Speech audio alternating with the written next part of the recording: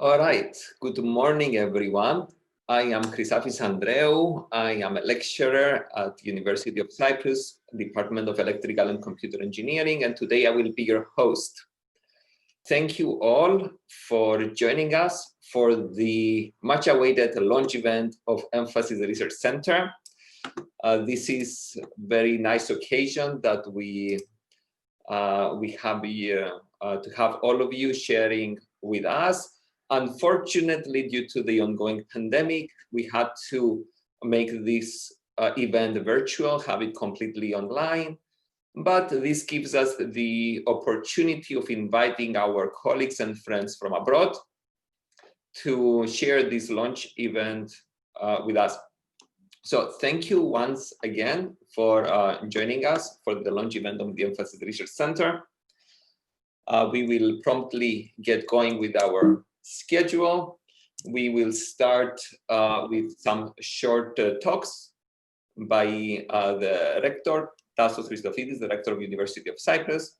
And after that, we will have the Chief Scientist of Cyprus, Nikolas Mastroyiannopoulos. Welcome, gentlemen.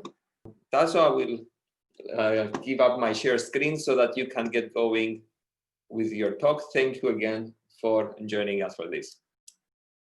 Okay, well, dear guests, fellow faculty and students, on behalf of the University of Cyprus, I welcome you to the launch of the recently established, of the launch event, of the recently established Emphasis Research Center. The vision of Emphasis is to produce leading advancements in the key enabling technologies of electronics, microwaves and antennas, photonics and sensors. In fact, the name Emphasis was chosen both as an acronym of electronics, microwaves, photonics and sensors, and also to emphasize the importance of these areas to science, engineering and society. These technologies underpin much of our modern digital life. A good example, of course, is that it is the very medium which is being used for this event. Without advancements in microelectronics for computing, photonics, and for high-speed communications, and microwaves and antennas for wireless systems, the internet, on which we have relied so much during this pandemic, would not have been possible to build. This mission of promoting the development of key enabling technologies in Cyprus is being accomplished through the interdisciplinary nature of the center, combining the research efforts of 9 laboratories that are spread across the faculties of engineering and pure and applied sciences. Within these laboratories, numerous researchers, young or experienced, are involved in projects funded by several agencies, such as the Horizon 2020 programs, the Cyprus Research and Innovation Foundation, the European Defence Agency, and the European Space Agency. Through these projects, Emphasis is maintaining an extensive network of collaborations in Cyprus and worldwide with the academia and the industry. Although Cyprus is a small country, Emphasis has big aspirations. This includes not only to conduct research within an academic context, but also to link the research center's work within a wider societal framework and to promote economic growth. This work places particular focus on sectors such as healthcare, sensors, and communications. Here, we take note of the fact that in today's highly interconnected and globalized world, the development of high-tech startup companies is no longer confined to hubs such as Silicon Valley, but it is also possible in relatively small countries such as Estonia and Singapore, just to name a few. To this end, academics are actively involved in both collaborative projects with companies and also in commercializing their research output through ventures such as Cyprus Seeds. Moreover, the vision and goals of Emphasis align with the priority that the European Union has given to the development of key enabling technologies.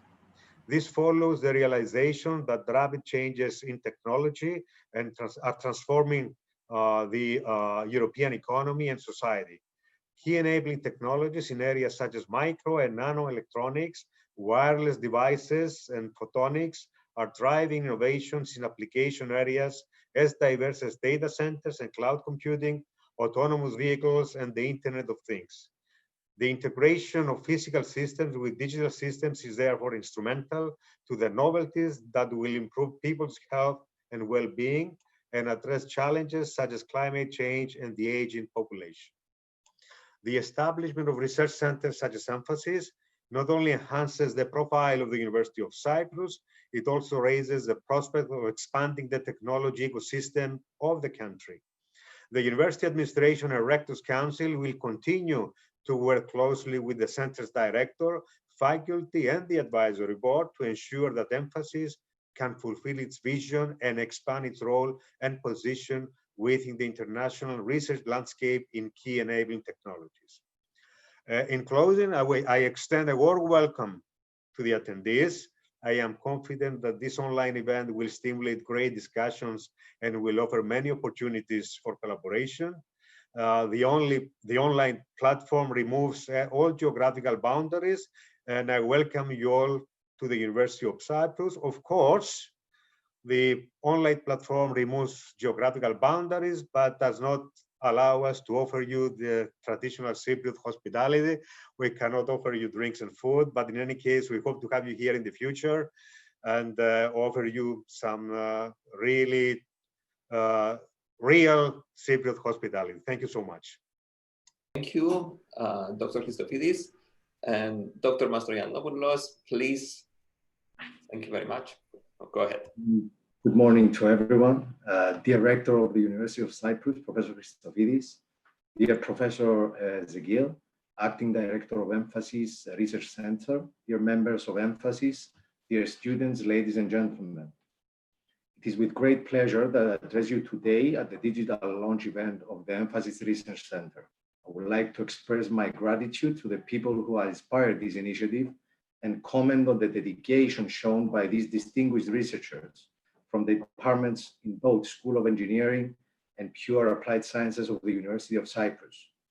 Interdisciplinarity and collaboration is key in achieving our vision, and your initiative fills us with optimism for the future and for the results to come across a broad spectrum of key enabling technologies applied to a variety of system applications.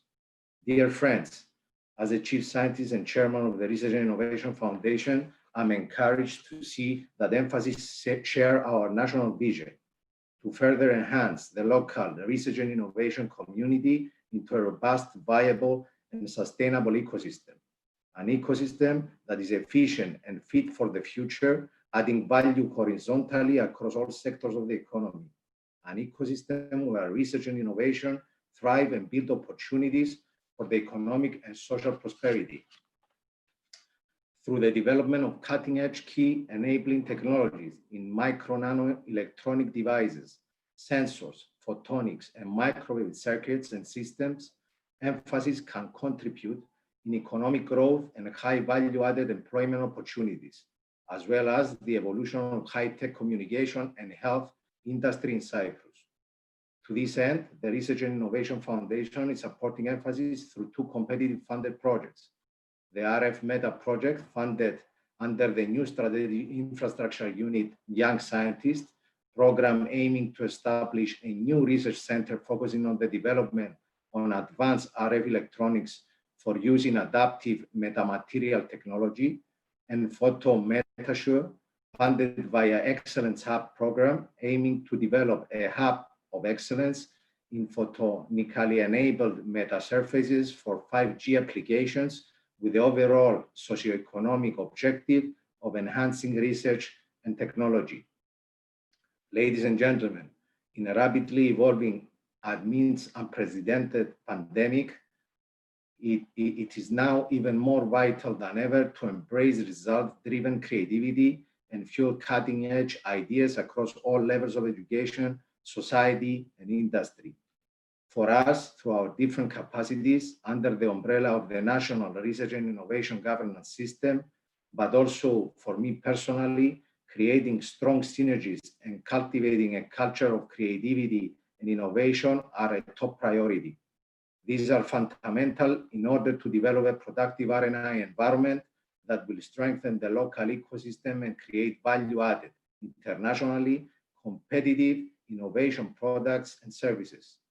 To this end, the government has already proven its strong commitment to establish research and innovation as a fundamental base for a new growth model capable of expanding the productive base of the Cyprus economy.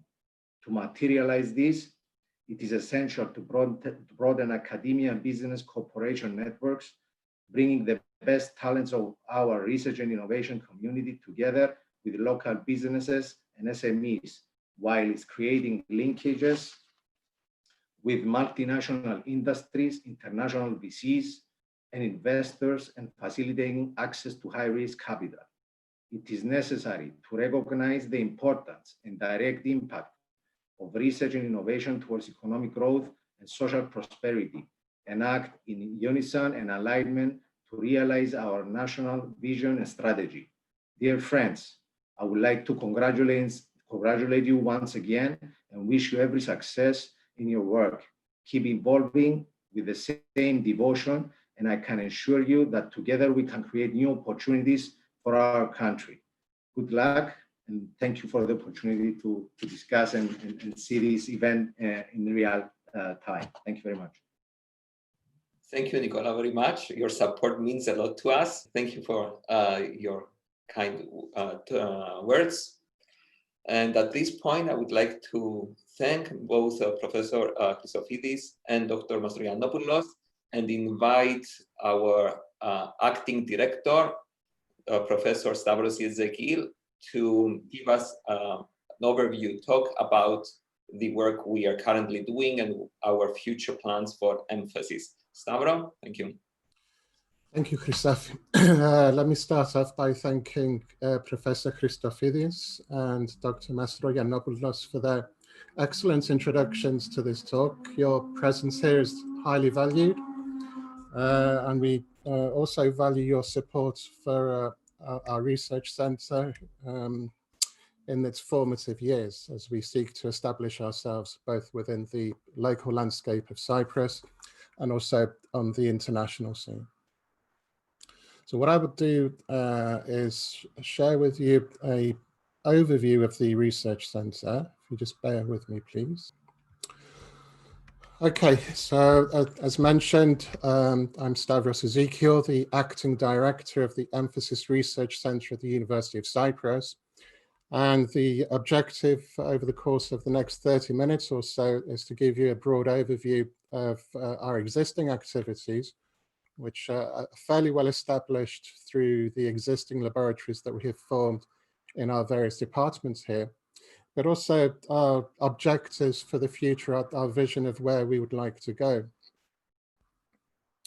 So as our invited speakers mentioned, our key remit is key enabling technologies.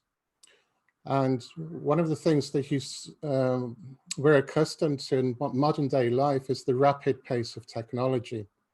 And it's something that we are kind of accustomed to, the fact that every year we can go and buy a computer, for example, that is significantly more capable than the previous version that we would have had, either at the same price or perhaps even cheaper. So one of the well-known laws of technology is Moore's law. It's not, of course, 120 years. It was formulated back in the 1960s. But what this graph shows you is that a lot of the laws that we have in technology, in many ways, are technology agnostic. This one, in fact, begins from the era of mechanical computers before it even reaches the age of the transistor and the integrated circuit. But the key point to note here is the logarithmic scale on the vertical axis. So year on year, scientists and engineers worldwide are contributing to this exponential growth in key performance indicators such as Moore's law. And of course, there are many others associated with technology, such as Gilder's law in fiber optics, for example. So this is the landscape in which the Emphasis Research Centre operates, in which our research scientists and research engineers aspire to make their own contributions to this exponential growth. So for those of you that are external to Cyprus and perhaps not too familiar with our country, Cyprus is one of the smallest nations in the European Union, tucked away here in the southeastern corner. In fact, it is the easternmost point of the European Union. But despite this geographical extremity, if you like, the Cypriot research landscape is indeed a very active one, and pro rata Cypriot researchers are actually some of the most successful in terms of obtaining European research funds. And it's very much the case that Cyprus wishes to have ever closer integration with the rest of Europe in terms of R&D activities. So moving on now for a very quick overview of the university itself. The university was established not so long ago in 1989, and shortly after in 92 admitted its first students. Despite this relatively young age, the university actually has been extremely active in rising up various rankings, and currently it's in the top 100 best universities in the Times Higher.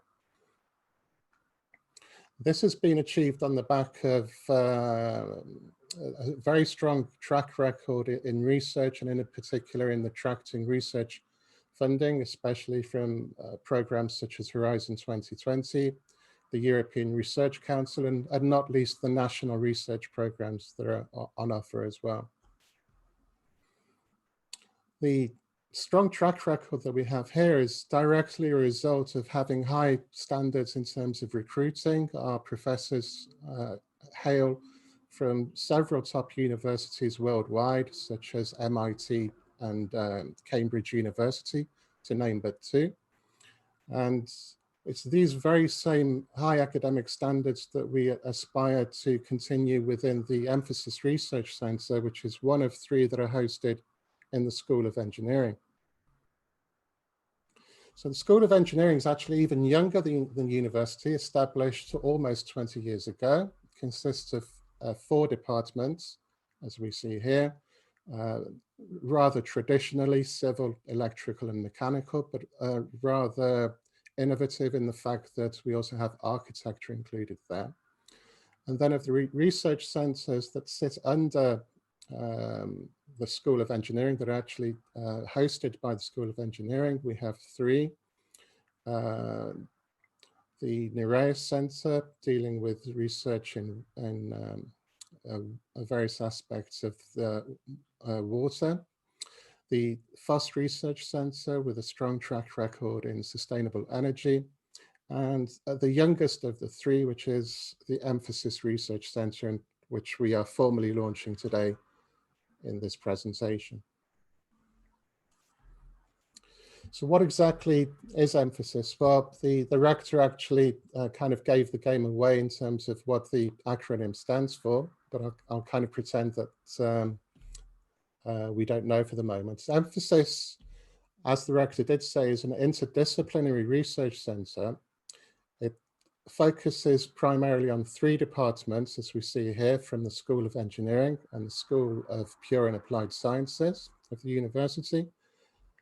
And then in the formation of Emphasis, academics and researchers from research labs in these 3 departments essentially came together and found that they had common ground in the advancement of the key enabling technologies with which we are working on now.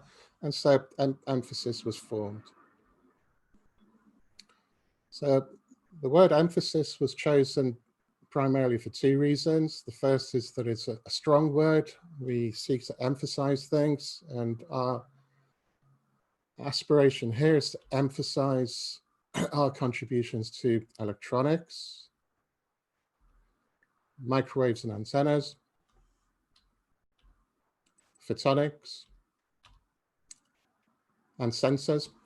And in particular, we're not necessarily looking at this ostensibly from an academic perspective, but all the time we are looking for the applications of these technologies, primarily through systems, through system applications.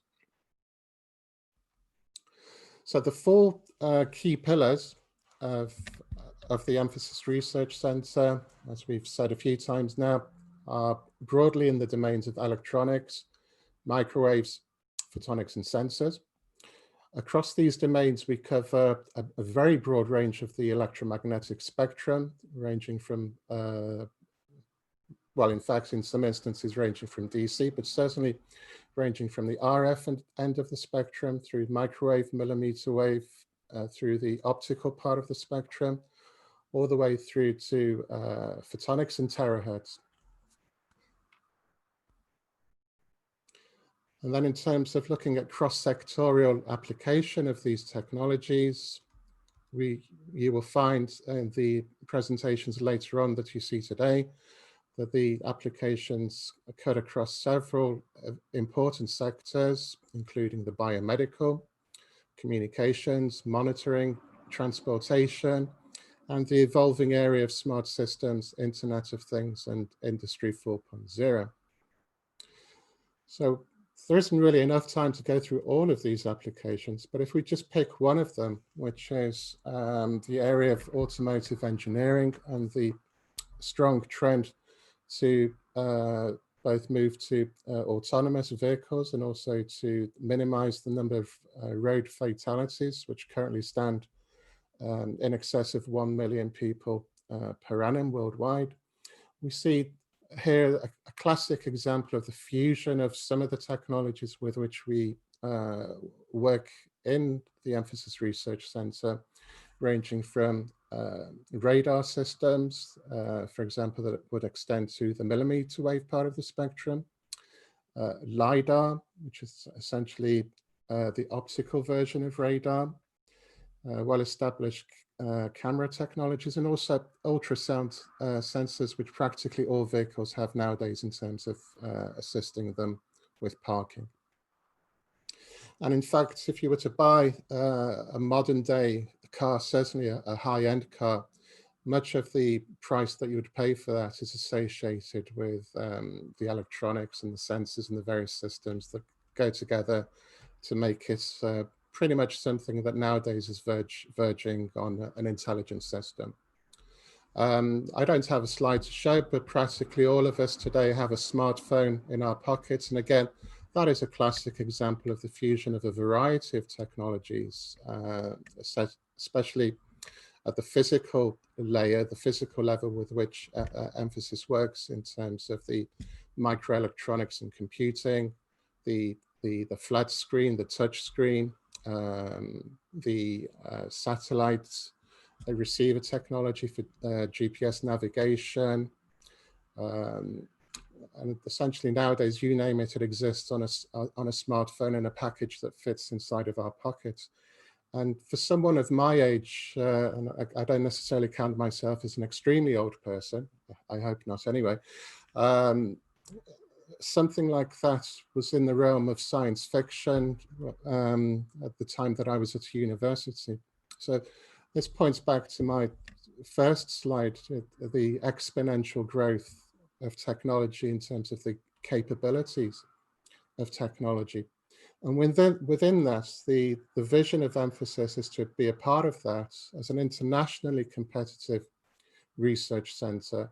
And the academics within Emphasis are already on an international level through a variety of recognitions and also extensive publication records. So as we form and evolve Emphasis, as mentioned several times, our focus will be on the key enabling technologies of electronics through to sensors at a variety of levels, indeed ranging from materials all the way through to systems. And as part of that, we will seek to engage not only internationally, but also at a local level with local industry in order to support the development of the high-tech sector here in the Cyprus economy. And it's important that despite Cyprus being a small nation, it should actually aspire to perform big on the world stage in terms of technology, given the risks that are involved in having too much emphasis on traditional contributions to the economy, such as tourism and the financial industry. It's actually a very positive move for Cyprus to expand its offerings and to exploit the vast human resources that we do have in this area. And it was very encouraging to hear from Dr. Mastroyiannopoulos that this is a key pillar of government policy. So continuing with this, on the same theme, we seek to act as a catalyst for the generation of high value added employment opportunities within Cyprus. And a key aspect to that would be to produce highly trained young researchers, as well as develop continuing education programs that would serve local companies.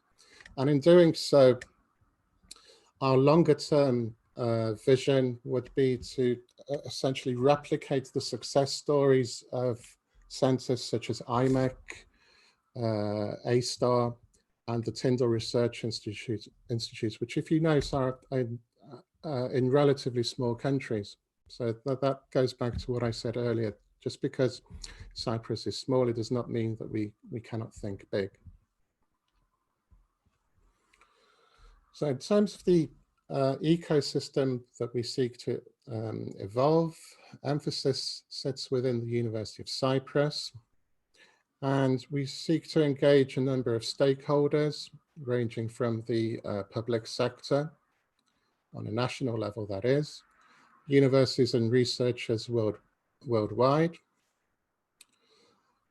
On an industrial level, we will engage with local SMEs, startups, but also reach out to multinational technology companies, of which we already do have contacts.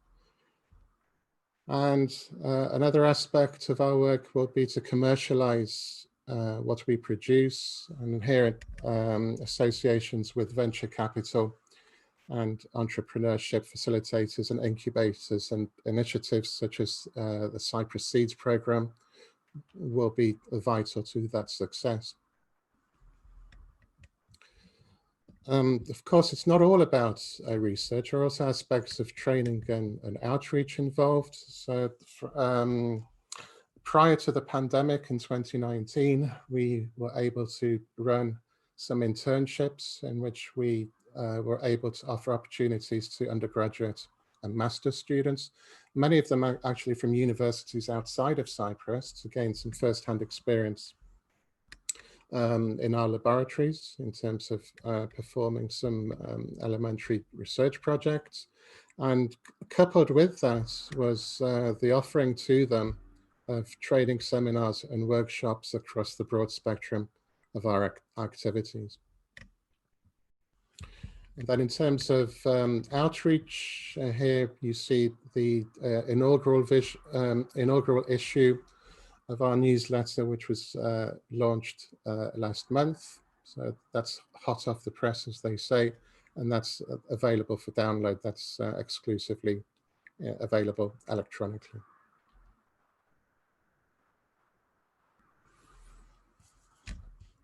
So after my presentation, you will see a number of video clips, short video clips, talking heads, if you like, of the various people running the laboratories within Emphasis.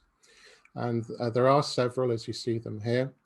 But in the second half of the presentation, I will briefly give you an overview of each of these research activities. So in electrical and computer engineering, we have the Holistic Electronics Research Lab, microwaves and antennas, the microphotonics, optical diagnostics, and the newly established nanotechnology imaging and detection.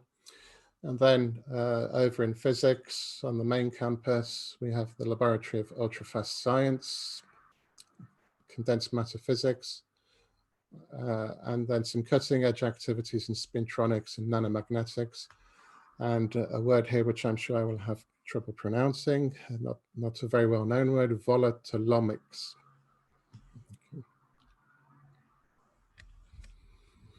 So as I said, emphasis, the initial letter E is electronics. So much of the work that we have in electronics is pioneered by Julius Georgiou from the Department of Electrical and Computer Engineering.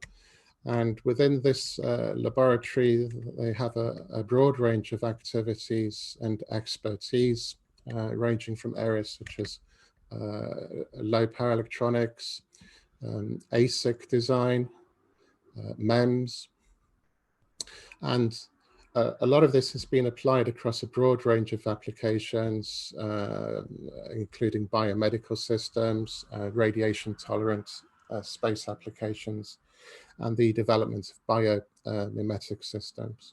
So this laboratory in particular is a good example of the trend or movement in many places where towards what would be called a fabless activity, in the sense that fabrication of chips is done off-site on foundries, but the design and then the subsequent evaluation and measurement of them is done in-house. And a very good example of that is participation in a FET Open project called VisaSurf, which is concerned with the development of functional metasurfaces. So these are very novel and exciting electromagnetic structures that are relatively small in form factor, that will have a number of significant contributions, including to the evolution of 5G and beyond 5G networks, in which there'll be a requirement for example, a requirement for miniaturized antenna systems that are mass produced in order to cover a larger density, and must be relatively cheap and reconfigurable, and in particular have the capability to produce pencil beams, as they are called, in order to direct them towards individual users. So here we see a chip design as part of that effort, and we see that it is indeed an extremely small form factor there. Other activities of this group have focused on biomedical applications. A good example of that from earlier years was this ingestible electronic pill, which when swallowed makes its way through the body, primarily to detect cancerous tissues in the small intestine. And then it's also quite unique in the fact that when it's eventually recovered, sits on what might be crudely called an egg holder to transfer its data. And then a more recent project here, which is going towards commercialization via the Cyprus Seeds program, is a direct in vivo monitoring of the endometrial cavity through this prototype system that we see here. And then if we move onwards towards the microwave part of the spectrum, a lot of this activity is covered in two laboratories. The first one is extremely focused on the area of microwaves, but in particular on antennas and electromagnetic structures, and novel electromagnetic structures such as those based on metamaterials, which can be described as engineered materials, where the focus there is to go towards very compact structures for miniaturization in a number of applications, including biomedical. So this activity is led by Marcos Antoniadis within the Department of Electrical and Computer Engineering. So some of the work that Marcos's group is involved with includes development of wearable antennas based on semi-flexible substrates that allow for a structural deformation. So it's a very, very active area of technology, very strong research focus in this field. Reference was made earlier to a large infrastructure research grant that Marcos obtained from the Cyprus Research and Innovation Foundation, which is allowing us to expand this work through the procurement of infrastructure such as anechoic chambers and vector network analyzers operating through to the millimeter wave range, as well as fabrication facilities for additive manufacturing of such structures. So on this next slide, we see an application again of the work in metamaterials, this time for the area of microwave imaging. So again, we see a focus here on biomedical applications. So in recent years, we've seen a lot of interest in the application of both microwave and millimeter wave techniques to areas such as vital signs monitoring, for example. In this example, we look at the development of a microwave imaging system for the human torso that operates within the ultra high frequency range. And then we move to my laboratory, which is interdisciplinary in that it intersects between the areas of microwaves and photonics. In particular, what we seek to do here is to apply photonic technologies and techniques which have several advantages, not the least of which is ultra broadband, to implement a number of functionalities in the microwave and millimeter wave domain. The applications here range from radar systems through to 5G and beyond 5G for mobile communications. And in more recent work, the development of telecommunications satellite payloads. This laboratory has fairly strong collaboration with external groups, and in particular with NICT of Japan, with whom we have collaborated in recent months to develop the highest reported frequency of 94.5 gigahertz for an optoelectronic oscillator. So this is essentially a hybrid microwave photonic system, which is designed to produce very high purity electronic signals at very high frequencies.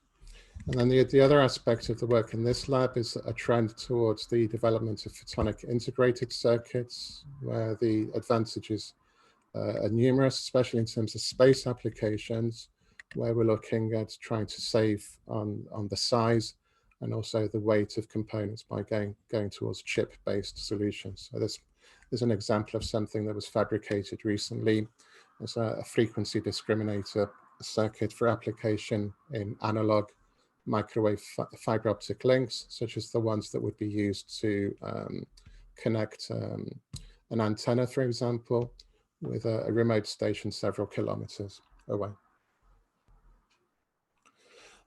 Another part of the spectrum that is of interest to us is the terahertz. And this is the domain of the ultrafast science laboratory, which is headed by Andreas Othanos from the Department of Physics. And here they use laser systems to look at extremely short timescales from the picosecond through to the femtosecond and the attosecond. And the activities here are for a number of applications, a number of scientific techniques, primarily to look at processes in various materials that occur on ultra-fast timescales. So that includes the study of silicon nanostructures and the study of carrier dynamics in semiconductors such as indium gallium nitride. And then an earlier activity of this laboratory was in the fabrication of fiber Bragg gratings, where Professor Othanos has a worldwide reputation.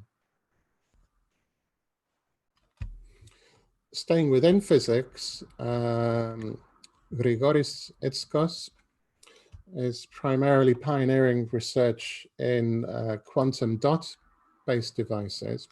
So here he's looking at new functional materials. He's using optical and microscopy techniques as well to study these materials and to look at their potential application in optoelectronic systems. So one of the things being focused on here is application to the development of visible light sources for VLC communications, visible light communications, which is one of the hot topics currently within the world of telecoms as a technology that will be complementary to the more familiar ones that are based on wireless techniques, especially in terms of indoor applications.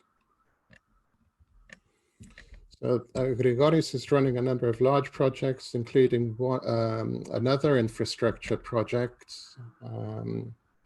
that was awarded from the Cyprus Research and Innovation Foundation. And here we see highlights of two of the projects involved here. First one is on perovskite quantum dots that involves ETH in Switzerland, the Swiss Federal Institute of Technology, in looking at exploring the physics and applications of these quantum dots as applied to nanomaterials. And another area of long-standing quantum dot research here in collaboration with the University of Sheffield is the development of nitride quantum dots light emitters. Again, as I said earlier, for applications in visible light communications. And very recently, we have started to look at the evaluation of these devices for transmission of data at several gigabits per second. Staying within the theme of photonics, but moving towards biomedical applications of photonics is Professor Christofides from the Department of Electrical and Computer Engineering.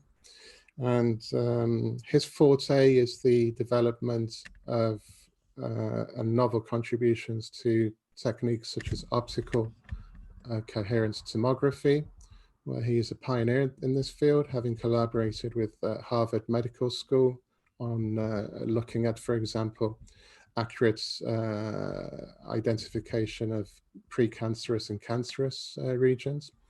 And he's also made developments there in terms of the improvements of the resolution of these techniques, which traditionally are regarded as being limited to observing what is happening close to the surface. Another domain in which he has made contributions is in Raman spectroscopy, specifically surface-enhanced Raman spectroscopy, where nanoparticles of gold or silver are essentially used to enhance the resonance properties of the structures to be investigated. And as part of this, he has managed to develop novel techniques for urinary tract infection identification, which can return results on a much faster basis compared to the traditional methods which are employed. Our host of the meeting is Christofides Andreou. Christofides is a relatively new recruit to the university. He's also in the electrical engineering department, and Christofides is establishing a laboratory looking at nanotechnology imaging and detection, a very holistic approach here that also involves aspects of machine learning, in addition to nanofluidics and nanofabrication. And these are being applied to a number of exciting applications, including theranostic nanoparticles for drug delivery, on-chip devices for diagnostics for personalized nanomedicine assays. And of course, very relevant for this year, unfortunately, is the COVID-19 outbreak, where Christofides has managed to obtain a startup grant to develop novel approaches to the use of nanoparticles for rapid antibody testing. So we hope that Christofides will be making some good results in this area pretty soon. Okay, and then moving on towards now the final two laboratories. The first one is the Volatililomics Research Laboratory, which I'm sure is a term that not many people will be familiar. This is run by Hadjigeorgiou from the Department of Chemistry. And essentially, Hadjigeorgiou is developing what might be called advanced artificial noses, shall we call them. He's developing a sniffing laboratory to look at both the qualitative and quantitative analysis of both odorous and non-odorous, physical and man-made volatile components that are released into the environment. So extremely topical issue here, given the concern of the environmental impact of various compounds, and also in areas such as the ongoing problem that we have with microplastics. So Agapios is currently running two significant projects. The first one is concerned with carobs, which for people outside of Cyprus may not be familiar, is that the carob tree is pretty much widespread within Cyprus. And the carobs themselves have been proven to have a wide range of applicability in various domains. So we have a project there looking at the exploitation of carobs. And then his other project here that we see is removal of sulfur from oil through the development of biodesulfurization technology, in which bacteria is mixed with oil in order to selectively remove organosulfur from oil fractions.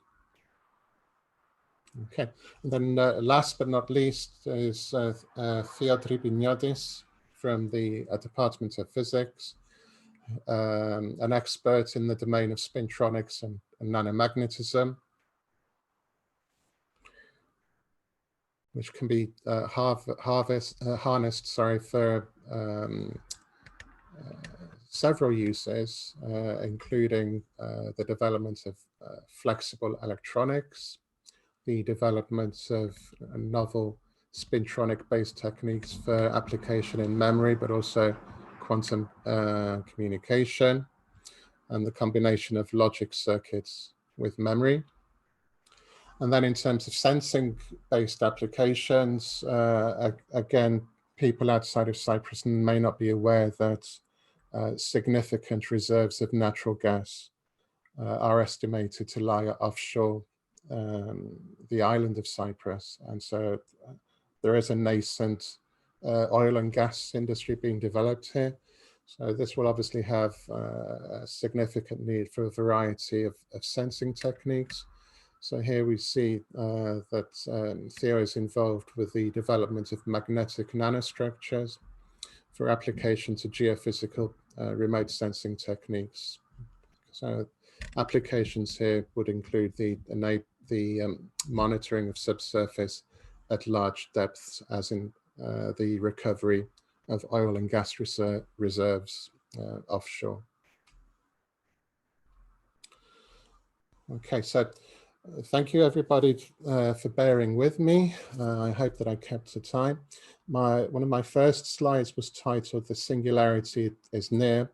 This is actually one of my favorite books. It's authored by a futurist, Ray Kurzweil, in which he looks at several trends. And this one in particular, I find of great interest. Again, we see logarithmic type behavior at play here. So much of nature, when looked at mathematically, is logarithmic. But this is a very telling slide that shows just how compressed all of these things that we now have that people 100 years ago would never have dreamed of, such as handheld computers, mobile communication, rapid sensing, advances in medical technology, all for serving mankind through health and well-being applications and the ability to communicate and do business with one another, all compressed down here. And so within emphasis, we hope to contribute to this rapid compression, or this, looked at the other way, this rapid development of the key enabling technologies, which are the foundation of all of these applications with which we have become used to, including the very one that I'm using here, of course, which is the internet, which sadly, in the time of COVID, is what we have to rely for the dissemination of this inaugural event. So again, thank you for your attention. I hope the presentation was useful. The second part of it, in which I outlined our activities in the research labs, will actually follow on now with more detailed presentations from the individuals themselves. And if you should require any further information, please do not hesitate to email us, and we'll be happy to provide you with more details of the work that we do, and hopefully also to look at extending existing collaborations with new partners, both locally within Cyprus, but of course also on a worldwide scale. So thank you very much. Thank you, Stavros, for the inspiring talk. And it's time for a break now. We will have a 10-minute break. We'll resume here a few minutes past 11. So, and then we will continue with short videos from all the labs that participate in Emphasis. And after that, we will have some science-oriented talks from members of Emphasis Research Center. So see you back here in about 7 or 8 minutes. Thank you. All right, I hope everyone is back from the break. Again, I apologize for not being able to offer you snacks and coffee. I will now start. We have prepared short videos where every academic member of Emphasis presents the work they do in their own lab. I will start presenting the videos now. And yes, the videos will play back to back. So thank you for your attention. If there's any technical issue, please interrupt me. Hello, my name is Mark Antoniadis, and I'm the director of the Microwaves and Antennas Lab in the Emphasis Research Center at the University of Cyprus. The Microwaves and Antennas Lab conducts research in the areas of antenna systems and subsystems design, RF microwave and millimeter wave circuits and devices, and engineered electromagnetic materials such as metamaterials and metasurfaces. These are applied to applications such as reconfigurable metasurfaces for 5G applications, antenna systems for radar-based biomedical imaging, implantable and wearable devices, as well as high-efficiency wireless power transfer systems. Some of the fabrication and measurement equipment that we have in the lab is a semi-anechoic chamber at 10 gigahertz, which is currently being upgraded to a fully anechoic chamber at up to 40 gigahertz. We have a vector network analyzer up to 40 gigahertz, which is also currently being upgraded to a 4-port 67 gigahertz analyzer. We have some spectrum analyzers and also some LPKF fabrication machines for PCB prototyping, as well as through-hole plating and benchtop pressing. We also have some wet etching and photolithographic facilities for the fabrication of printed circuit boards. In terms of other equipment, we have some high-power RF sources, calibrated reference antennas, as well as a dielectric measurement probe for measuring the dielectric constants of materials.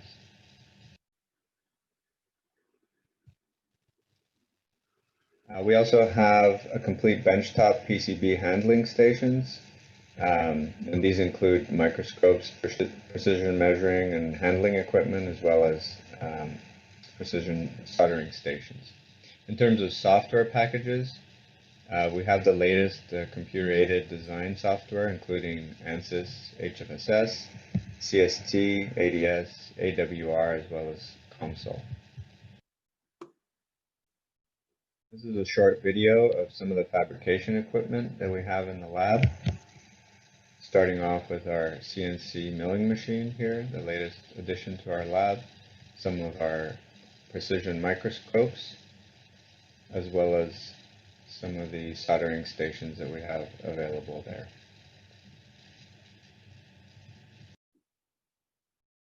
This is the antenna measurement system that we have. In this configuration here, the red antenna on the left is the transmit antenna, and the antenna that's rotating here is the receive antenna. And in this particular configuration, we're measuring a radiation pattern the radiation pattern for the receive antenna here. We can also measure gain as well as radiation efficiency with this system. Finally, in terms of S parameters, this is some of the equipment that we have for measuring S parameters. These are some of the calibration kits that we have up to 50 gigahertz. This is a device under test here, which is then connected to our current 2-port 40 gig VNA, which, as I mentioned, is being upgraded to a 67 gigahertz 4-port VNA. So with that, I'd like to thank you, and listed here are some of the funding agencies for our lab, as well as some of our collaborators.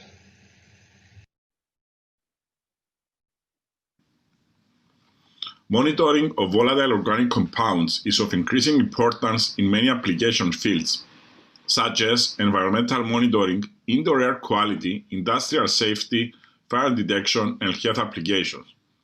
The challenges in all of these applications are the wide variety and low concentrations of target molecules, combined with the complex matrix containing many inorganic and organic interference. Measurements of VOCs are becoming even more important due to the stringent environmental regulations and increasing health concerns. I'm Assistant Professor Arabios Arapiou, and I'm the Director of Volatolomics Research Laboratory. The VRL was established in 2016 at the University of Cyprus. Our lab is also a member of Emphasis, Multidisciplinary Center at UCY. My group is currently comprised by 6 members, postdoctorate, PhD, and master scientist students. VRL is a sniffing laboratory specialized to perform qualitative and quantitative analysis of odorous and non-odorous biogenic or man-made volatile components released in the atmosphere or in a closed environment. VRL core interests are the identification and mapping of volatile chemical signatures of human presence, emanating from expired air, urine, blood, sweat, and other biological excretions. The monitoring of indoor-outdoor air quality components related to human exposure, that is, environmental contaminants and stressors, the early diagnosis and monitoring of virus disease and metabolic disorders through the emitted signatures or their correlation with human metabolic pathways, the detection and removal of emerging pollutants from the environment, and the aroma profile analysis of food and beverages of Mediterranean origin, for example, carob, wine, olive oil, milk, nutrivolatolomics, flavoring, etc. VRL is mainly using hyphenated mass spectrometric instruments along with preconcentration techniques like solid phase microextraction and thermal desorption in order to achieve the very low concentrations of the metabolomic chemicals related to human exposure. For example, occupational exposure chemicals, environmental stressors, indoor, outdoor pollutants, dietary sources, smoking, vaping, etc. VRL is equipped mainly with thermal desorption GCMS and SPME GCMS analysis systems. Additionally, we have access to a broad analytical instrumental arena provided through the chemistry department, including LC electrospray MS, multi-TOF MS, NMR, etc. VRL collaborates with national and international academic research partners in Europe and the United States, focusing mainly on the analytical determination of human and food metabolites.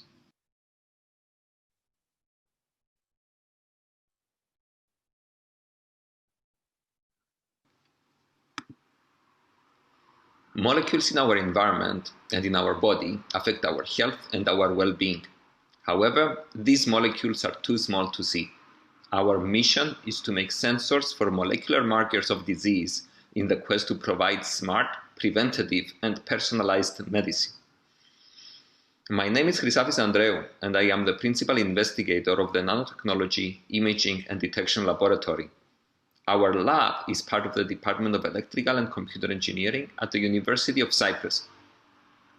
Our main research directions are in the development of chemical assays for analysis of biosamples and in the molecular imaging of cancer.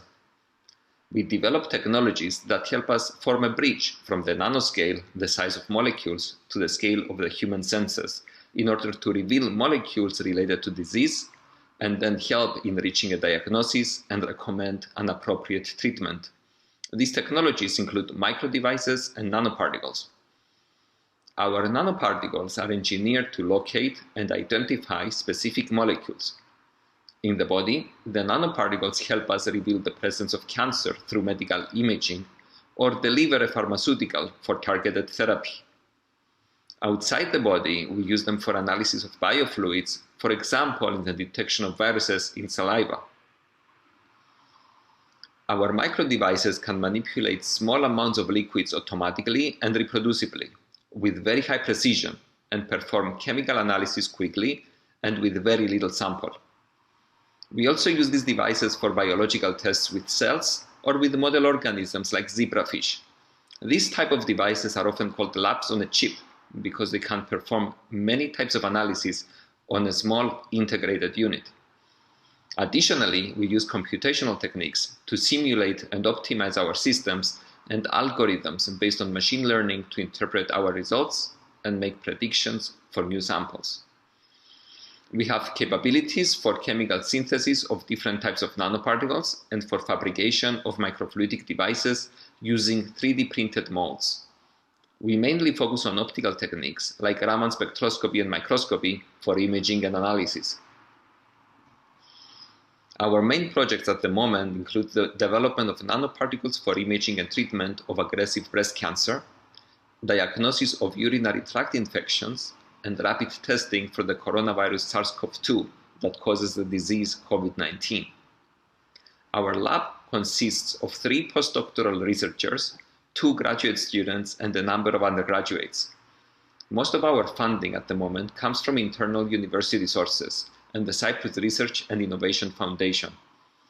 Our main collaborators include the Biology Department and the Medical School at the University of Cyprus, the Cyprus Institute of Neurology and Genetics, the Cyprus University of Technology, and other labs within the Emphasis Research Center.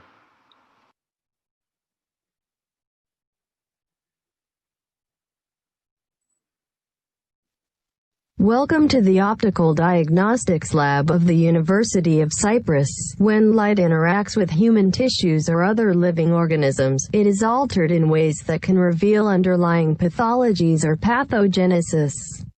The researchers, engineers, scientists and students of the Optical Diagnostics Lab of the University of Cyprus are dedicated to harnessing the power of light for better diagnosis and more accurate prognosis of disease.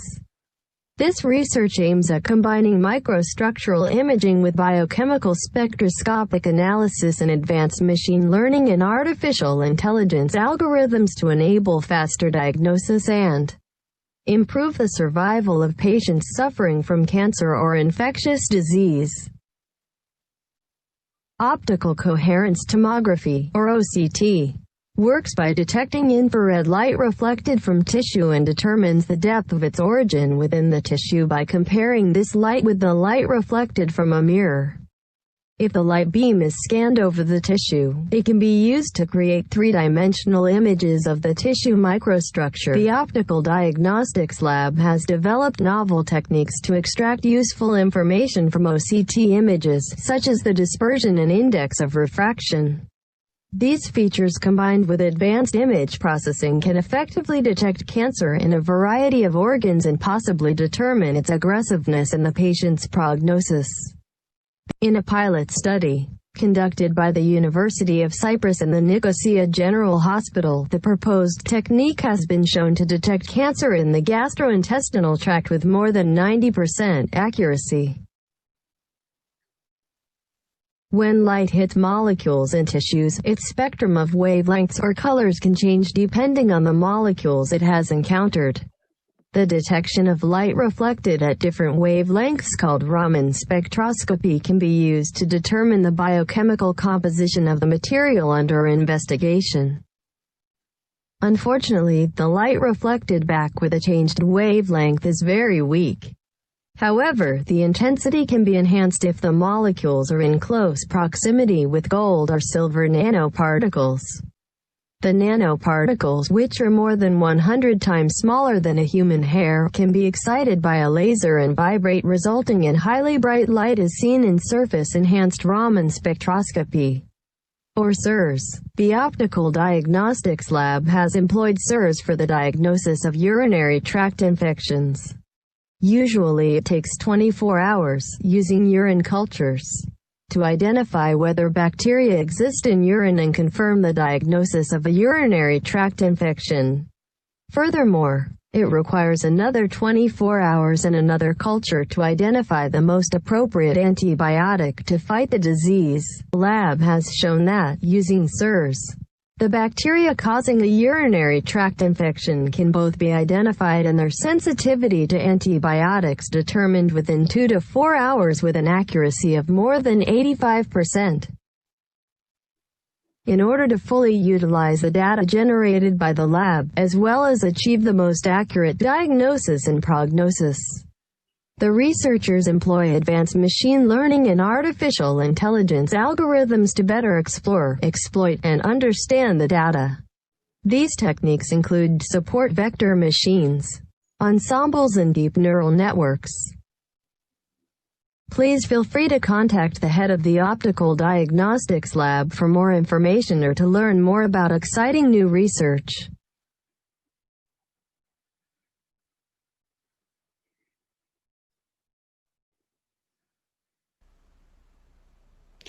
Hello, my name is Iezekiel, and I'm an assistant professor at the Department of Physics at the University of Cyprus. I will briefly present to you today our work on the spintronics and nanomagnetism laboratory. Future electronic technologies need to continue to provide ever higher performance devices while improving continuously their energy efficiency. They are also expected to underpin the highly anticipated quantum computation revolution during this decade and beyond. In order to meet these requirements, new physical principles have to be thoroughly studied and then employed in such technologies.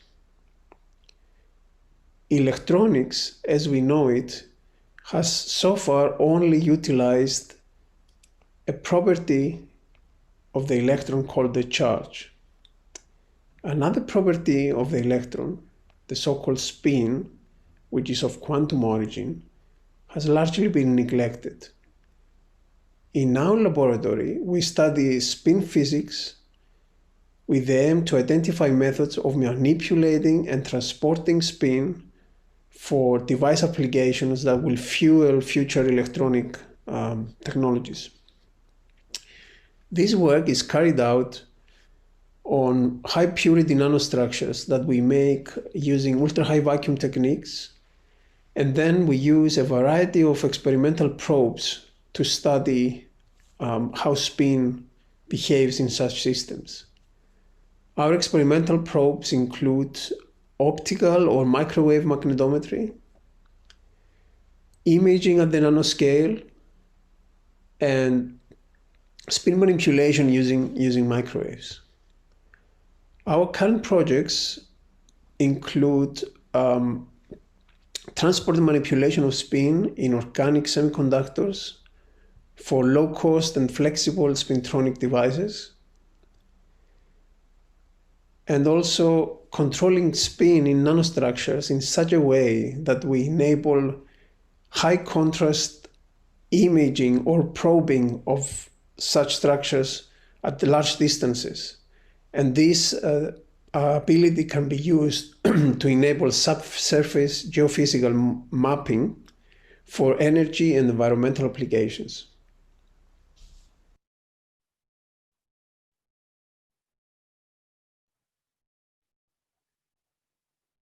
The high demand for new materials with improved performance and functionality.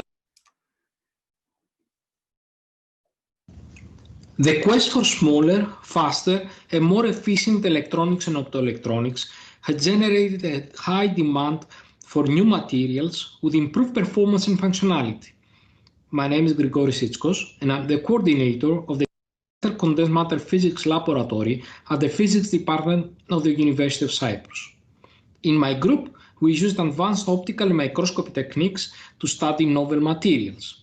Central to our work is the implementation of steady-state and transient optical spectroscopy to investigate the photophysics of such materials and evaluate their potential for niche optoelectronic applications, mainly focusing on light emission and light harvesting devices. The optical studies are further supported by microscopy techniques that provide crucial information on the structural property relationships of the studied materials. Much of the work is focused on solution process materials in the form of suspension in solvents. In the liquid phase, the materials can be easily processed into thin films using inexpensive coating or printing techniques such as those shown in this slide. The solution processability gives us also the opportunity to deposit such materials at virtually any substrate, including flexible surfaces, incorporates them and mix them with other matrix materials and composites. We're currently interested on the physics and applications of tiny semiconductor crystals known as quantum dots. Such nanomaterials have some unique and exotic photonic properties owing to quantum physics phenomena. Two projects that are coordinated by ECMP Lab are currently running related to quantum dot research. The first is a collaboration funded by a strategic €1 million grant of IDEC Cyprus, in which the University of Cyprus, the Cyprus University of Technology, ETH Zurich, and EMPA Swiss Federal Labs are participating. The objective of this large grant is to explore the physics and optoelectronic applications of a new, exciting family of nanomaterials known as perovskite quantum dots.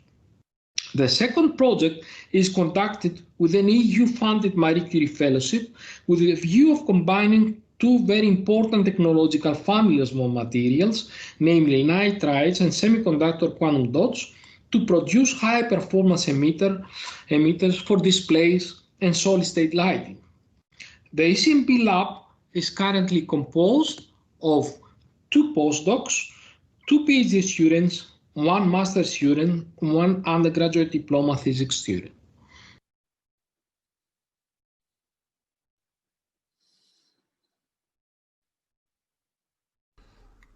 Welcome. My name is Stavros Iezekiel and I lead the Microphotonics research activity in the Department of Electrical and Computer Engineering and the Emphasis Research Centre.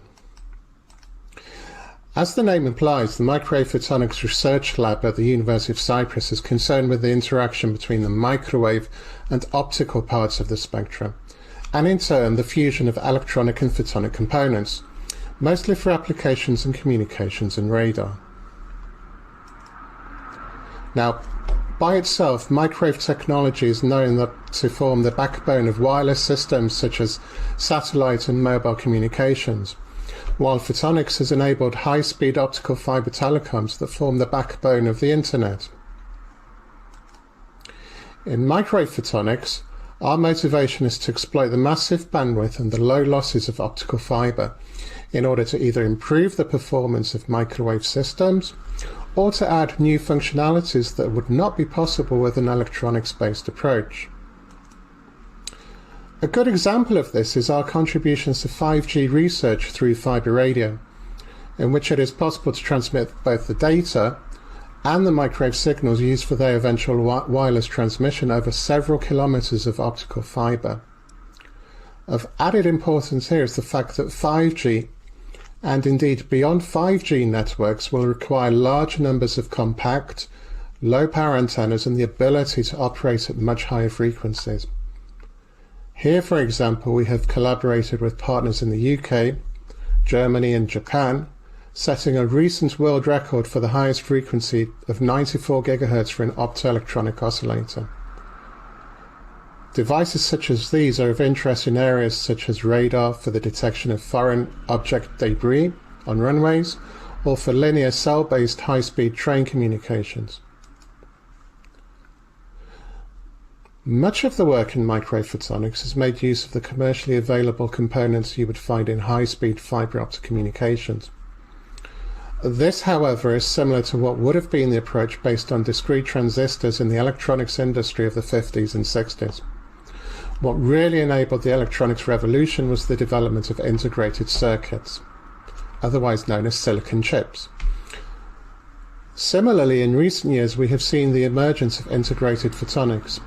Already, the integration of components such as lasers and photodiodes on a single chip promises to revolutionize fields such as data centers and computer interconnects. In our lab, we have developed, through projects with the European Defence Agency and other European partners, a number of chip designs based on silicon nitride, which can be used to manipulate the spectrum of microwave modulated optical signals. Now, more recently, our focus is on applying the technology of photonic integration to space. Here, through partnerships with the European Space Agency, we are developing next-generation satellite payloads. This work is motivated by the small mass, volume, and low power requirements that integrated microphotonics can bring to this field when compared to the traditional technology of microwave waveguides, for example. I do hope that this short introduction has given you some idea of the work that our lab is performing in this exciting and interdisciplinary field of microwave photonics. Thank you very much for listening. All right, thank you everyone. I hope you enjoyed our short introductory videos. I would like to invite Julius right now, who appeared out of thin air, to give his short lab introduction, as well as the first of our talks. But before I do that, I would like to introduce the schedule for our next segment. So we will have a selection of talks based on the several research projects that you have heard of. So in this first session that is going to go from 11:30 to 12:30, we're going to have talks by Professor Julius Georgiou, and then we'll have Mario Sophocleous talking to us about sensors for precision agriculture. Then we will have Yiota Grigoriou talking about resveratrol-loaded theranostic nanoparticles. Dr. Modestos Athanasiou is going to give a talk about white light emitting structures based on these exotic materials. And to close the first session, we're going to have Katerina Hadjigeorgiou talk about urinary tract infection diagnosis using surface-enhanced Raman spectroscopy and nanoparticles.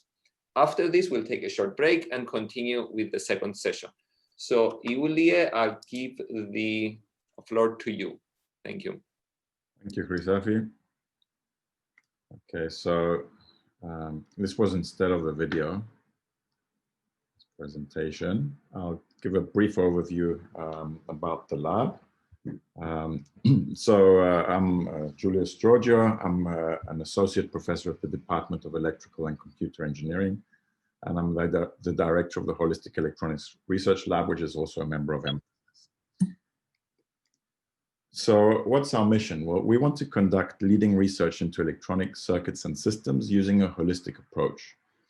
By holistic, we're looking at emphasizing the importance of the whole system and the interdependence of its parts, rather than just solving a part of the problem, and then usually when that happens, they pass more of a problem to the next block in the system.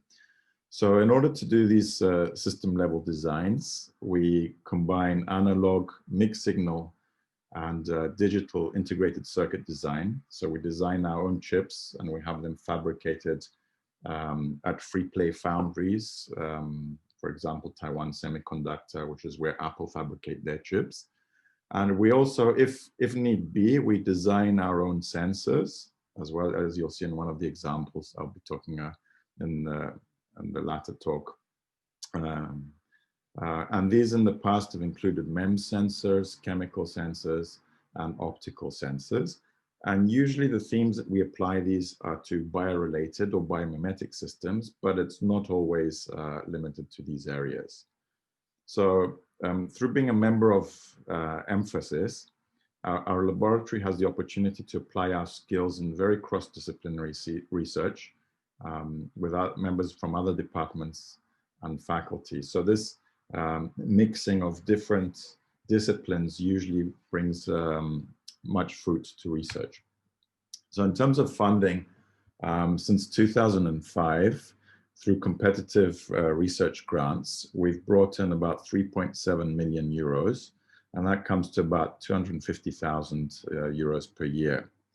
About 64% of this has come from EU grants, so Framework Program 7 and Horizon 2020 grants.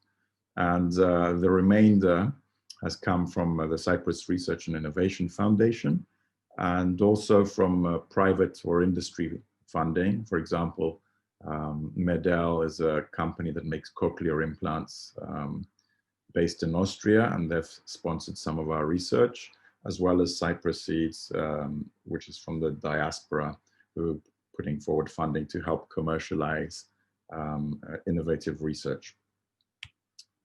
So within Cyprus, we've got very unique infrastructure. We're the only, as far as I know, only research center, or even if we look at companies, there's no other entity in Cyprus that designs integrated circuits or MEMS. And to do this, we need very sophisticated software from all the three major players. So we've got software from Cadence, Synopsys, and Mentor Graphics, and it covers all the aspects of this design. For MEMS, we use Coventa software. Once we design our chips or our systems, then once they're fabricated, we send them out, the designs out to fabrication, they get fabricated, they come back for characterization, and therefore we need very sophisticated equipment to characterize this. So we've got a semiconductor source measure unit from Keithley, which will check that all the models that we use to design our chips jibe with the real devices. We've got several high-end mixed signal oscilloscopes and logic analyzers, a temperature chamber to be able to check that our systems work over a wide range of temperatures and not just at room temperature. We've also got equipment to probe wafers and chips before they're packaged to analyze and see how well they're working. And we have other equipment as well, which I won't go into all the details, like for example, a motorized laser cutting system with two wavelengths where you can make cuts 1 micron by 1 micron on a chip and remove the insulation. And then with another wavelength, you can cut the metal tracks if you need to debug and find out the different characteristics of the chip at a block by block level rather than a system level. So we've also got infrastructure and software to design printed circuit boards and simulate them. We can also populate these printed circuit boards either with our own chips that we've designed or with commercially available chips. And I must note that, again, we're unique in Cyprus in that we can put down extremely small components with a semi-motorized system with accuracies of 1 micron. So, for example, the chip that Stavros mentioned earlier that we've done for the VisaSurf project, we've got it's a 2mm by 2mm chip, and it's got 25 solder bumps on the bottom. So imagine what kind of precision you need to put that down and then reflow it and then get it in place. We've also got some equipment for testing our MEMS and gyros that we've designed in the past, an X-ray inspection system that can analyze either the PCBs internally to see that everything's okay, or chips that are within packages to check the wire bonds are okay. We've got our own wire bonder, so we can do system and packages. That means basically you put multiple chips within a single package and then you bond them together electrically. And then that gives a lot of flexibility in terms of the system design whilst keeping the whole system extremely small. And then of course, we've got a 3D printer for prototyping and building cases for our our innovative systems. And finally, we've got a screen printer that's recently arrived for thick film sensors. Marios will be talking about that in one of the later talks. So the talks that are coming in the later talks are on medical electronics. I'll be covering that. The screen print and sensors for agriculture will be covered by Marios, and then integrated circuits for programmable metasurfaces that will be covered by Loukas. I'll quickly allude to another project that we've done. It doesn't fit in the biomedical and bioapplied space, but it was quite interesting in that we've used our skills to design circuits for non-volatile memories for space applications. Now, the problem with sending electronics to space is that the transistors become quite leaky under the radiation. So you need to resort to these radiation hardened by design techniques where you make transistors that are essentially closed. So they're like a circle where you have your drain in the middle, your gate around it as a circle, and then the source is all the way around.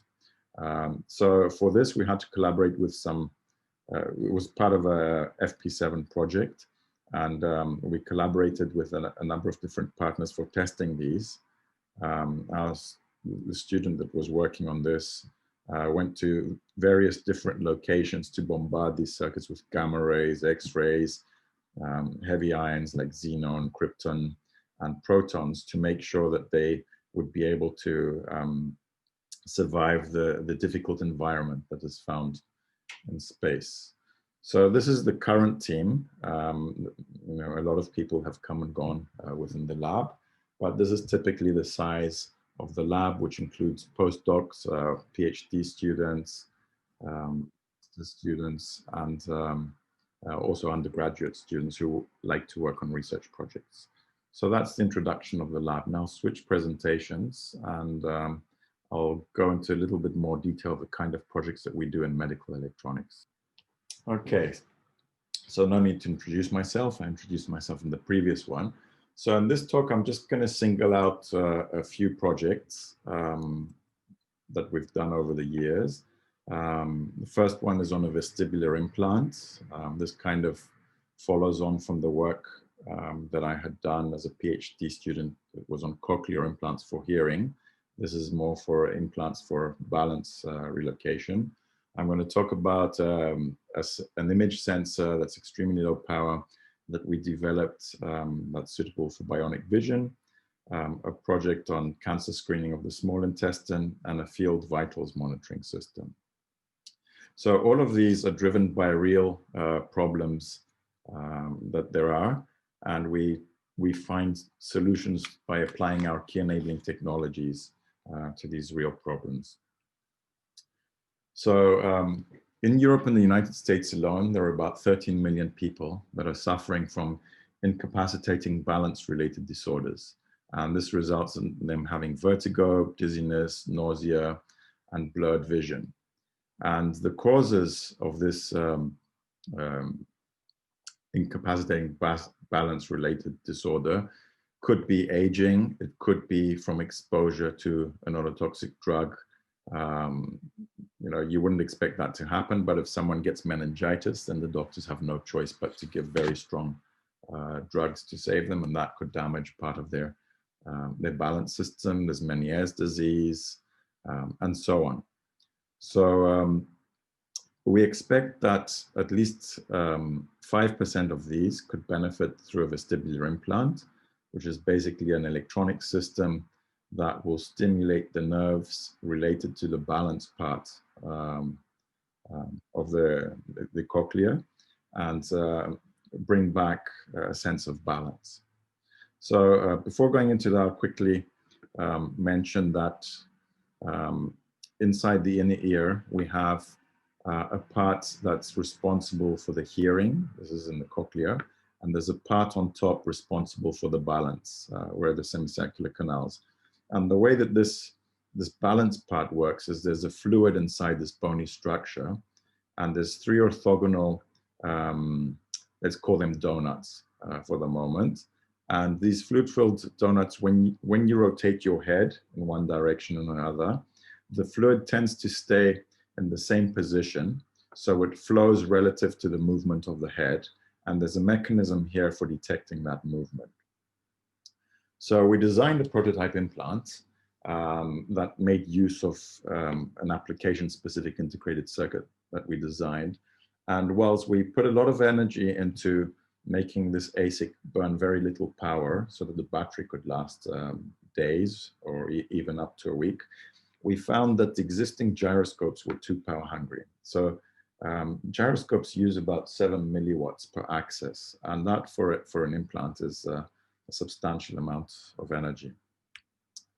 So what we did is we looked into, how do these gyros work and why is it so energy intensive?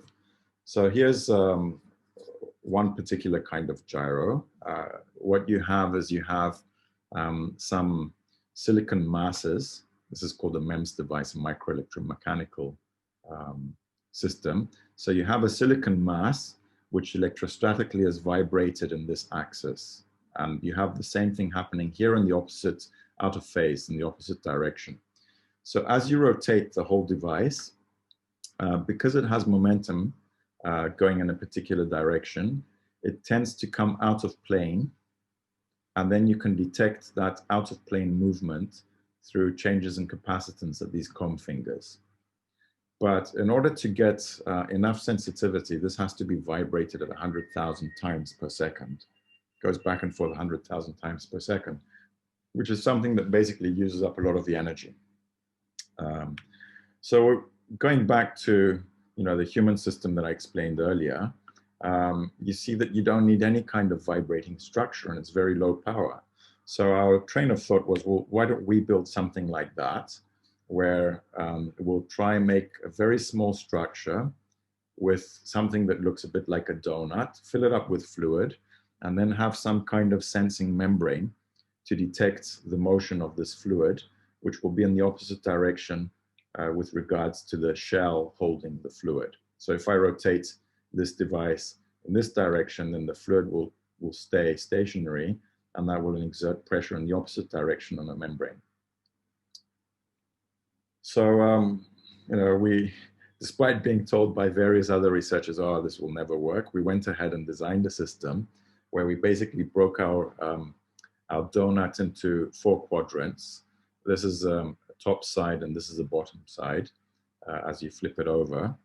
And what it does, you have a continuous path where the fluid can flow, and you have these cantilevers at these points, where as the fluid flows from underneath and comes up, it pushes this cantilever up, and then the fluid flows across and then pushes this one down, then underneath it comes and pushes this cantilever up, and then it goes across and pushes this one down. So those familiar with electrical engineering are aware of the Wheatstone bridge, and basically it's a way where we can detect opposing changes and kind of cross out temperature effects. But to cut a long story short, we built this device, we filled it up with fluids, and lo and behold, we got a sensitivity that's very similar to the human vestibular system.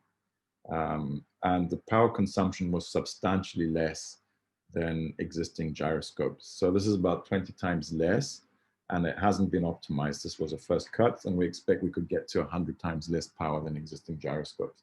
So this work was patented, and the patent has been accepted both in the United States and Germany and I think the UK, and it's been granted there. So actually, this is a bit of an old slide. So it's been granted, and the idea is to license this out to some manufacturer that would be interested in using it. So then the next project, again, that's like implantable related, is a low power imager. So it's estimated that about 120 million people are suffering from age-related macular degeneration, and about 140 million suffer from diabetic retinopathy. So there's a number of groups that are working on making implants that will restore vision to the blind. And most of these require an external camera, a transmitting device, and something implanted inside. Or the other option is to, again, have your camera on the outside and then transmit a signal along with power to a small implant on the inside and try to get that in. But Current efforts have something like 60 pixels. So imagine having your vision restored, but you only have 60 pixels, or another attempt is having a 500 pixel. So what we wanted to do is try and make a very low power camera that is so low power that can be powered by energy scavenging, and it will give a decent amount of pixels to the restored vision. About 25,000 pixels we consider being something that would be appropriate. So we took a holistic approach to this before designing each one of the sub-blocks. And in order to cut down the power consumption, we needed to minimize off-chip connections. So everything has to be on one chip. All the digital part, the analog to digital converters, the reference, everything on the chip. So we ended up designing one chip that only had 3 pins. It had the 2 pins that go to the battery and 1 pin for the images to be sent out. We cut down the power consumption with various techniques. One of them was reducing the voltage, minimizing capacitance, working it as slowly as possible in terms of the clock frequency, because you don't really need to have high-speed images for implants. And we also took advantage of a technology with multiple thresholds. Again, to cut a long story short, we designed a chip that was basically 2.2 millimeters by 1.8 millimeters. This is a photograph of that chip with the different sections. This pixel array is the part that actually picks up all the photons and converts them into electrical signals that can be transmitted. And we achieved our target of 115 microwatts, which is extremely low power. Just to give you an indication, this camera will work with a CR2032 battery for about 6 months. And this got a Best Paper award at ISCAS. So moving on to another topic that Stavros briefly mentioned, is cancer screening of the small intestine. So the problem that we're looking at here is the fact that the small bowel carcinomas, though less frequent, have very bad survival rates. The 5-year survival rates is about 20 to 30%. And the reason that these are so low, the survival rates are so low, is because the diagnosis normally happens when it's a bit late.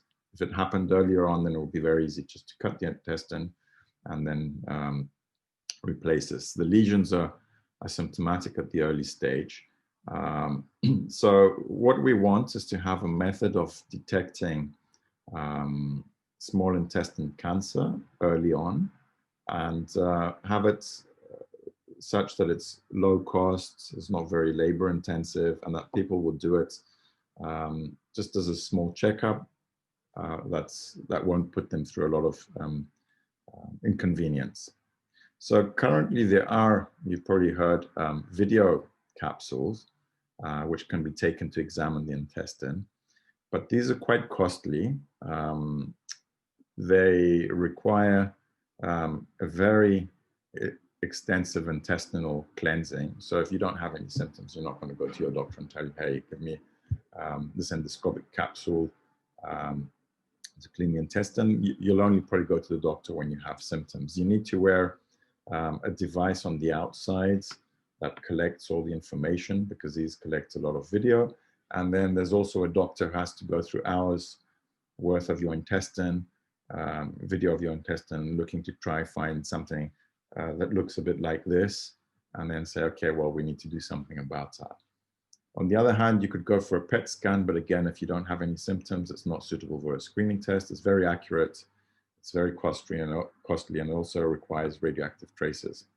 Stool sampling is another method. It's very cheap, but it's not very accurate. It gives both false positives. So if you've got bleeding gums, then it might give you a false positive, or it might miss early stage cancers altogether if they haven't moved on to the later stages. So the proposed approach that we took was to use an infrared fluorescence labeling contrast agent that basically is a molecule that fluoresces, and it attaches itself to areas where you have lesions. And then in conjunction with that, having a small fluorometer capsule that works in the infrared region and detects these. So the idea is if you swallow this and then it comes out and produces a graph that's flat, then there's nothing there. If there are a few spikes, then it needs to be investigated and it warrants the use of a camera pill. That's more expensive, but it will give the doctors an exact image and see what's going on. So we designed this, and the work has been published in the Transactions in Biomedical Circuits and Systems. And then I'll move to the final of the projects that I'd like to present today that we've covered. This is a field vitals monitoring system. The idea for this came at the time when there were some terrorist attacks going on around the world. And the thing is that the emergency responders get there and there are a lot of people injured, maybe in the London bombings, and they need to make quick decisions and decide on a sequence of treating or moving the injured. So what we're doing with this system is we're collecting all the vitals, something a bit like you would have in the intensive care unit, but this system will transmit all the information to an ambulance, and within the ambulance, the paramedics will get directions on who to treat first. So what does this have? Well, it's got a pulse oximeter built on it, so it can check the pulse and also the oxygen levels of the injured person. It's got up to 8 stethoscopes. So from the ambulance, the doctor can listen to the lungs and hear if they're filling up with fluids, or if the injured person is talking, then the chances are that he's okay. And it's got a means of transmitting this information through Wi-Fi and also storing it on SD card. So this was kind of a taster of the projects we have. The other talks that Marios and Loukas will give, they'll go into a bit more technical detail. So thank you for your attention. Thank you, Julia, for the very extensive introduction. We have given up on keeping the schedule now. Marie, we open the floor to you. Hi, Christofides. Thank you, everyone, for being here. So my name is Sophocleous, and I am a postdoc at the Holistic Electronics Research Laboratory. And my research is focused on sensors for precision agriculture, including sensing systems as well. So I'll give a short explanation of why are we doing this, why do we need sensors in agriculture. And I'll show the thick film fabrication infrastructure that we have now within the lab and why we're using thick film technology to make our sensors. And I'll give some examples of the soil sensing systems in terms of the sensors that have been fabricated and also the electronic interface of those sensors. And then I'll give a sneak peek on what we plan to do in terms of having an automated decision-making system when you have a network of sensor nodes in a field. And I'll give a brief summary. So why do we need sensors? The Food and Agriculture Organization of the United Nations expects to have, for the population of the world, to exceed 9 billion by 2015, which means we'll need to produce more food and more fiber to be able to feed humanity.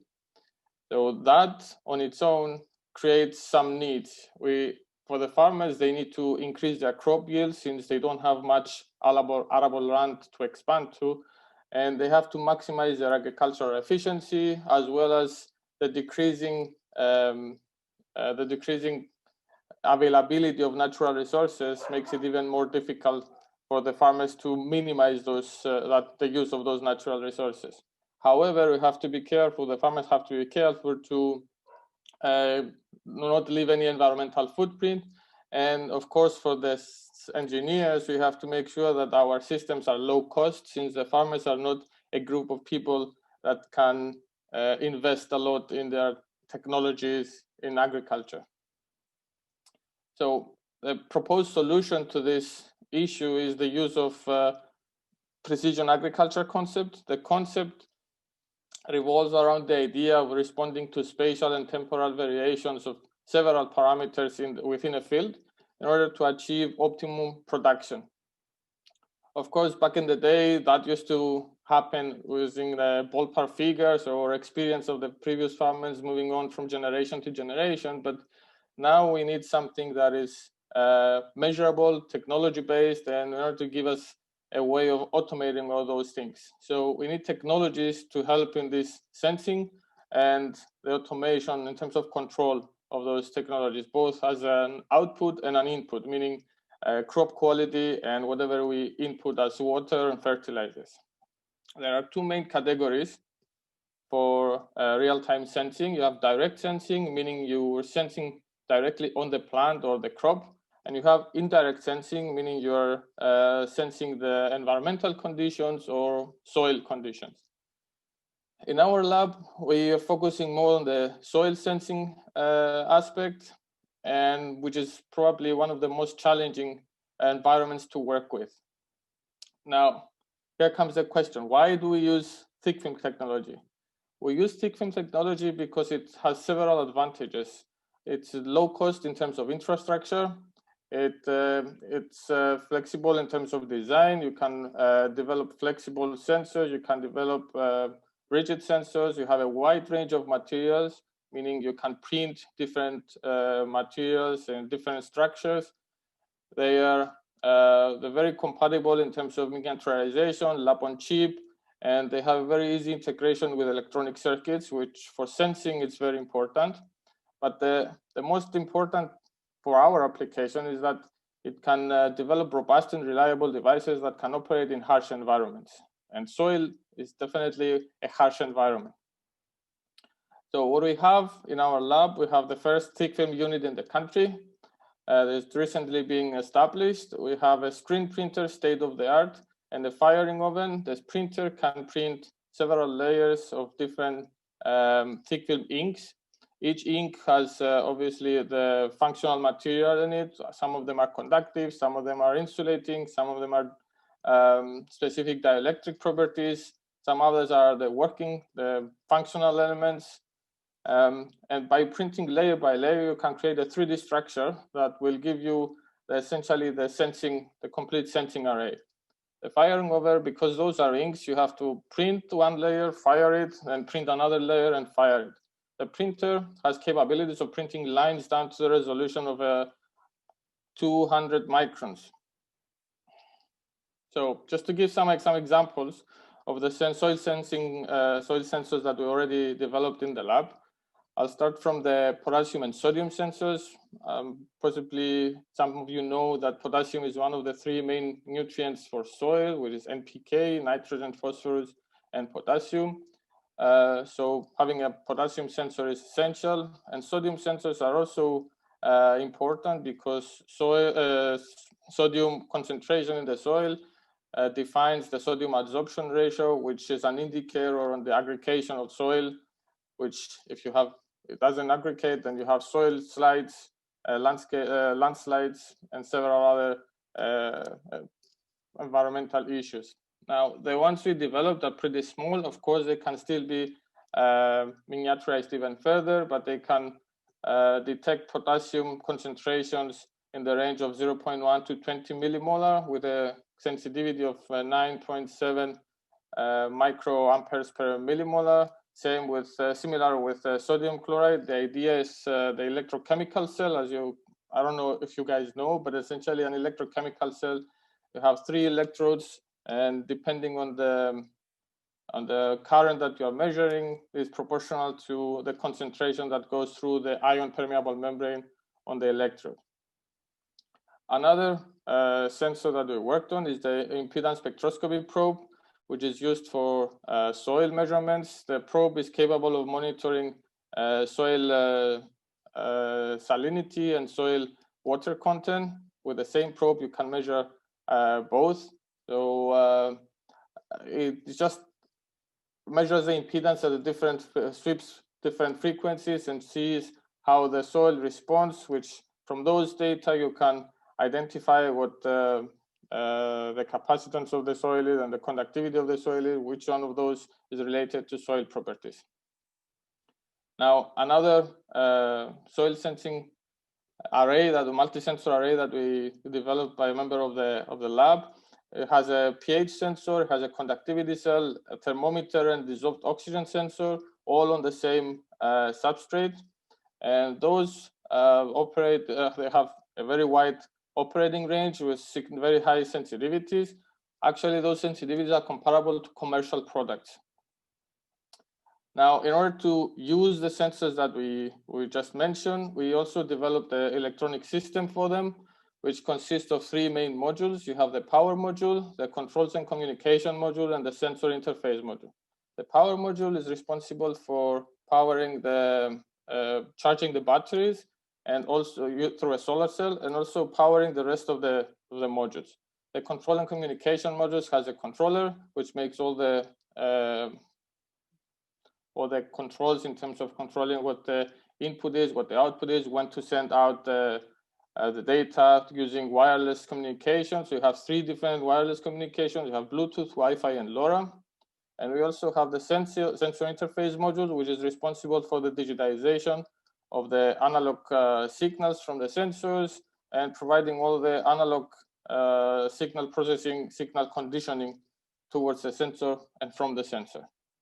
The system here is capable of staying as a standalone in the field for more than 12 days without light at all. And if you have light, it will keep recharging and hopefully will stay operating for as long as there is light. Now, imagine that we can take those sensing nodes and we create a network of nodes in a field. And all of those nodes communicate with each other and they all send these soil sensor readings to a central controller. If we can combine all of those parameters together, as well as environmental parameters, plant specifications, plant health readings, and crop quality readings, using machine learning algorithms, we can use historical data and find optimized outputs in terms of fertilizers and water that the controller can automatically, the system can automatically control the outputs in terms of what goes in the field, water, fertilizer, when, how, in what quantities, and what concentrations. And these are just an example. Of course, there are other parameters that are important. So a controller, an automated decision-making system, will eliminate the requirement of human presence. So that will significantly decrease the cost of operating cost of a farm. Just to summarize, I've given a short why do we use soil sensors. I've shown you what the thick film unit is capable of, some examples of soil sensors, the complete sensing nodes in terms of electronics, and the concept of using automated decision-making systems. Thank you for your attention. Thank you, Maria. Yiota. So hello, everyone. My name is Yiota Grigoriou, and I'm a researcher in the Nanotechnology Imaging and Detection Laboratory. Today, I will talk to you about an exciting nanotheranostics agent that we have developed for aggressive forms of breast cancer. This is a collaborative work between UCY and Ryerson University in Toronto, Canada. It is funded by RIF, and it has recently been accepted for publication in nanotheranostics. This nanotheranostics agent is patented. It is unique because it is made from a number of biocompatible compounds with known anti-cancer properties, and also it can be used for both diagnosis and treatment. We chose to focus on a specific type of breast cancer in the study. This is the triple-negative breast cancer. This is highly metastatic and extremely aggressive. In general, breast cancer cells have these receptors on their surface, which are exploited for targeting chemotherapeutic drugs to cancerous tissue. In triple-negative breast cancer, though, these receptors are absent, and this makes it very difficult to treat with traditional approaches. So this is why in this study, we have developed a nanotheranostics agent to target and treat this aggressive type. We're using resveratrol as the anti-cancer agent in this study. Resveratrol is a phytochemical. It is found in abundance in the skin of red grapes, and it has known anti-cancer properties. Resveratrol, though, fails to achieve adequate therapeutic dose in clinical studies, And this is because it is highly hydrophobic. So by encapsulating this drug in this nanocarrier system, we can increase its water solubility, thus increase its bioavailability. We can protect it from degradation and thus increase its stability. And last but not least, with nanotechnology, we can offer targeted therapy, and this way we can reduce the side effects associated with chemotherapy. This is a schematic illustration of the nanocarrier system, which is a core shell arrangement. And the compounds that make it up are these ones here, whose chemical structure is shown below. We have vitamin E TBGS, which is the hydrophilic version of vitamin E. And this is achieved by attaching this polyethylene glycol group to the existing vitamin E chain. Pluronic F127 is a block copolymer made from a hydrophobic segment and two hydrophilic segments, and resveratrol is a polyphenol. So when these two come together under specific conditions, they self-assemble around resveratrol, which is encapsulated in the center. The core is made of the hydrophobic segments, and the hydrophilic segments make the shell. So the hydrophilic shell renders this nanoparticle hydrophilic, and so it is very useful for transferring hydrophobic drugs to their destination. Regarding the therapeutic effect of the nanoparticle, two important parameters to consider are the encapsulation efficiency and the drug loading content. The encapsulation efficiency informs us of the amount of drug in feed during fabrication that gets encapsulated in the core. So it gives us an indication of the success of the entrapment. And the drug loading content is the ratio of the drug to the entire nanoconstruct. So the encapsulation efficiency was found to be 73%, and the drug loading content 6.2%, which were very satisfactory percentages. In further characterization studies, we used UVVs to verify the composition of the nanoparticle. We see here this characteristic peak for resveratrol at 318 nanometers, which was absent in the case of MT. We used tunable resistive pulse sensing to size the nanoparticles. We observed two size distributions. The most frequent had an average size diameter of 179 plus or minus 22 nanometers, and the second most frequent had an average size of 144 plus or minus 39 nanometers. And anything between 100 and 200 nanometers is very good because it could be administered in vivo, IV, sorry. We also used scanning electron microscopy. We observed these homogeneous structures that had a spherical shape. These are fluorescence images showing the uptake of the nanoparticle in cells. The nanoparticle was loaded with a fluorophore known as coumarin-6 instead of the anti-cancer agent for diagnostic purposes. The cell lines that were used were the triple negative, the receptor positive, and the non-malignant. Blue indicates the fluorescence coming from the nuclei, and green indicates the fluorescence coming from the nanoparticle. And this is the overlay of the two. And as you can see here, the nanoparticle was very successful at entering cells to deliver its cargo. In an attempt to quantify the uptake by these cell lines, we used flow cytometry. So we incubated the nanoparticle with the 3 cell lines, the triple negative, receptor positive, and non-malignant, and we measured the mean fluorescence intensity of the cells over time. And as you can see here, the triple negative one was a lot more effective at the uptake of the specific nanoparticles compared to the other two. And last but not least, we measured the cell viability of the 3 cell lines by the MTT assay. So the 3 cell lines were, again, the triple negative one, the receptor positive one, and the non-malignant. We exposed these cell lines to various concentrations of the nanoparticle containing the anti-cancer agent resveratrol, and we did this over time. So we observed the cell viability over time.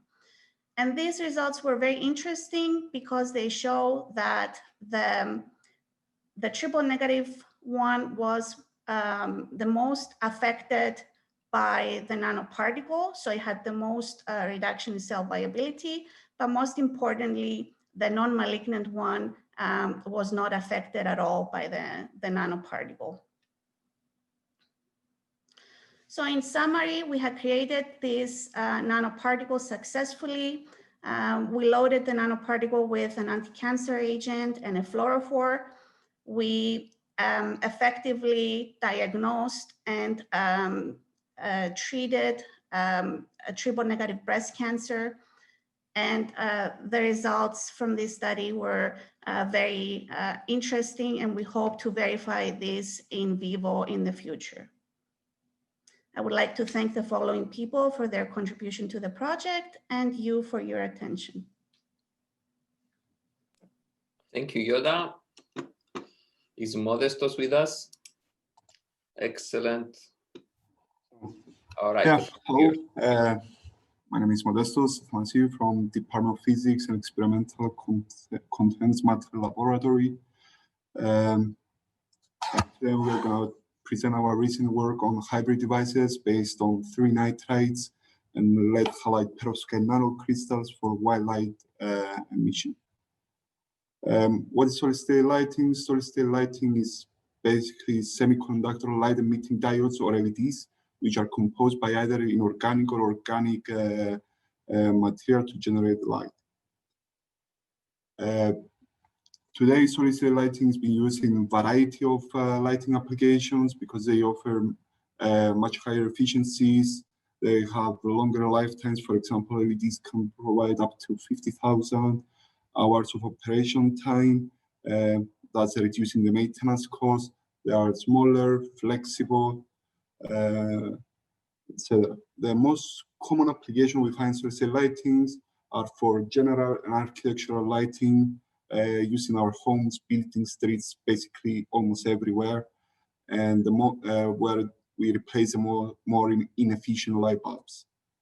We can also find solid-state lighting in automotive industry, especially used for car headlights or in displays applications, allowing the realization of bigger, brighter, and higher resolution screens. But also we find using of solid-state lighting in medical applications, for example, curing chronic pains or epilepsy, or even cure some symptoms of Parkinson's disease. They have also been used in agriculture, where they projected a stimulation of the growth plant by a factor of 5, where at the same time the water needs is reduced down to 1% compared to other traditional methods. But also LEDs emitting the UVC band of the spectrum regions are also being used for water and air sterilization, where they deactivate the DNA of viruses and different bacteria. A more fascinating prospect of LEDs is in visible light communication, also known as Wi-Fi. With the demand of the continuously increasing for wireless data traffic, it is expected that the available radio frequency will not be able to provide sufficient resources in the next few years. So to this extent, LEDs can enable the visible light communications, allowing you to transmit the data with the use of light at much higher speed, owed to their faster combination lifetimes. There have been some recent work on visible light communication, where they managed to demonstrate 3 gigabits per second transfer rate from a single micro LED operating in the blue region, while for a white light-based emission was achieved through a laser down converting yellow phosphor. They managed to get up to 100 gigabits per second by filtering out the slow phosphor component. Even though the commercialization of LEDs, there are still some fundamental challenges that we need to overcome before the realization of visible light communication. First of all, due to the lack of an efficient green yellow emitter, we have the well-known phenomenon of the green gap, where there is no efficient enough green emitter in that region. Another major issue that the LEDs are currently facing is the droop effect, where the efficiency of such devices drop with increasing the excitation current arising from a combination of different factors such as Auger or carrier leakage.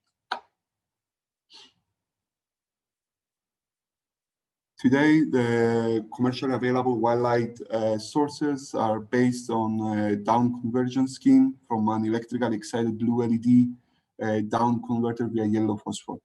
However, this approach suffers from poor color conversion efficiency and long-term stability issue. Moreover, the phosphor slow recombination limits the data transmission rate for Wi-Fi purposes. Ideally, for white light generation, a 3-color LED scheme has to be used based on the RGB model, allowing to tune the emission over a wide range of colors. However, up to now, as we mentioned earlier, the lack of the green and yellow emitters is the limiting factor. Another approach is to replace the yellow phosphor with more promising, more efficient materials such as perovskite nanocrystals. Our project aims to combine two these material families. From the 3 nitrides, we get the highly efficient blue emitting InGaN LEDs, and from perovskite we get the longer emission. Perovskites is a newly merged material family with exceptional optical properties. Their quantum yields approaches 100% in the green region, offering a narrow line width, ideal for highly saturated colors. Moreover, we have facile synthesis of the nanocrystal. We can tune the emissions to cover the whole visible up to the near IR spectrum region. Finally, perovskite nanocrystals can offer a high emission rate, supporting high frequency applications such as Wi-Fi. Moreover, perovskites are also attractive because due to their simple colloidal synthesis, along with the simple fabrication techniques that we can use to make the devices. However, those nanocrystals are surrounded from insulated ligands, so direct current injection in those nanocrystals is still a difficult thing to do.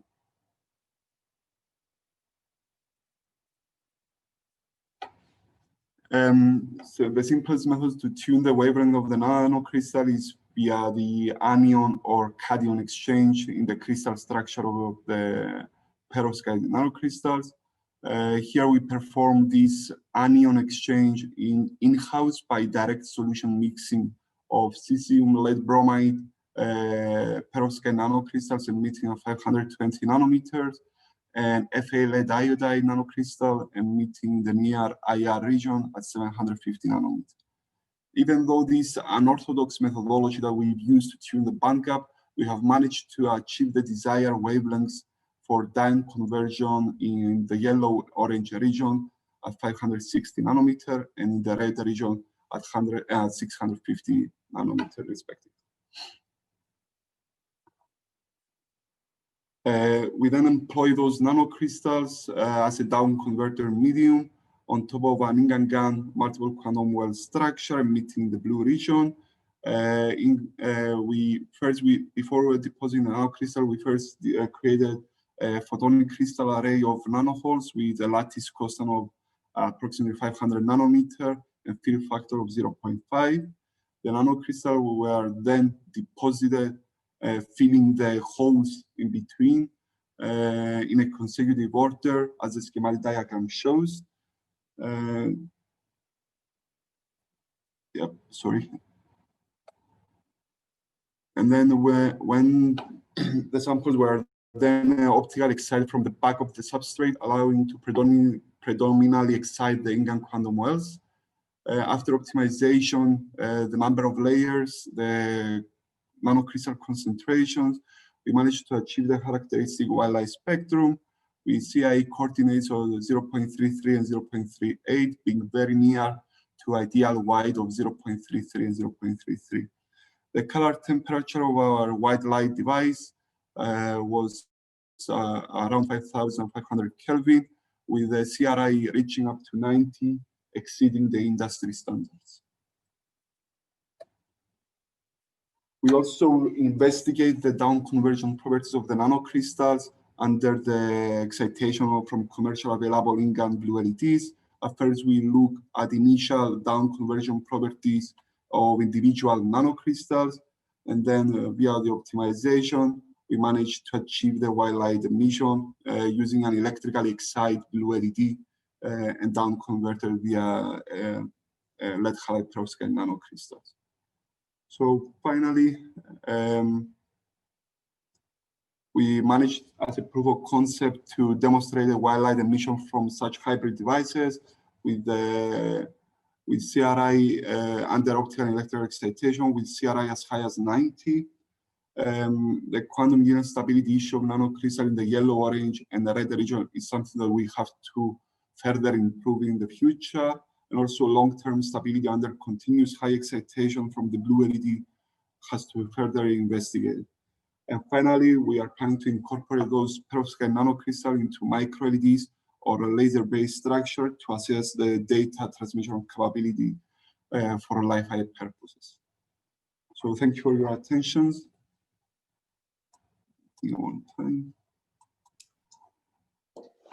Thank you, Modeste. Katerina, are you around?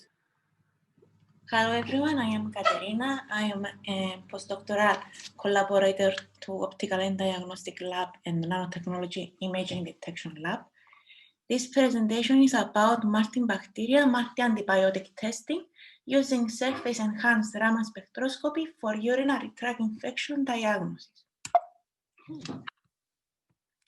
A urinary tract infection is a bacterial infection anywhere in the urinary tract and is mainly caused by bacteria Escherichia coli, Proteus, and Klebsiella.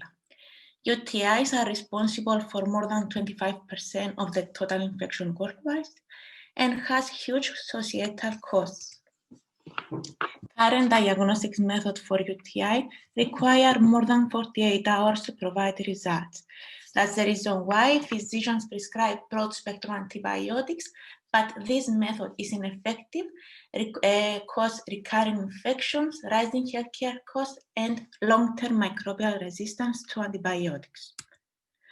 For this reason, this project is about to aim was to develop a fast and accurate diagnosis and antibiogram method for urinary tract infections based on surface-enhanced Raman spectroscopy.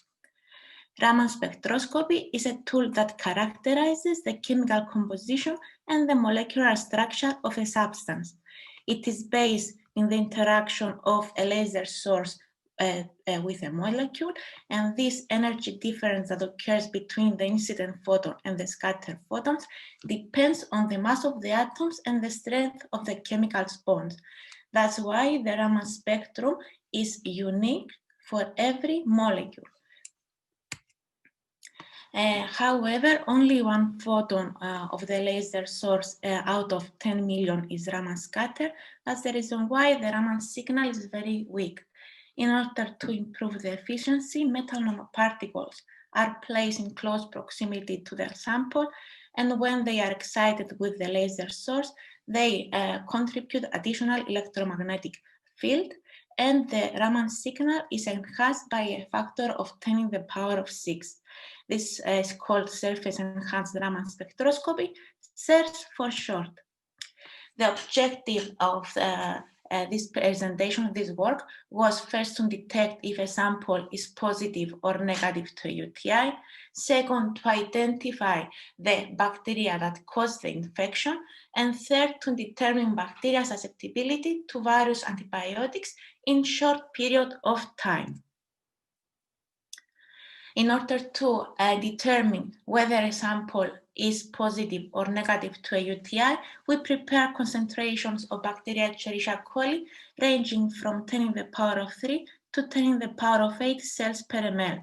We consider as positive the concentration over 10 in the power of 5 and as negative the concentrations lower than 10 in the power of 4.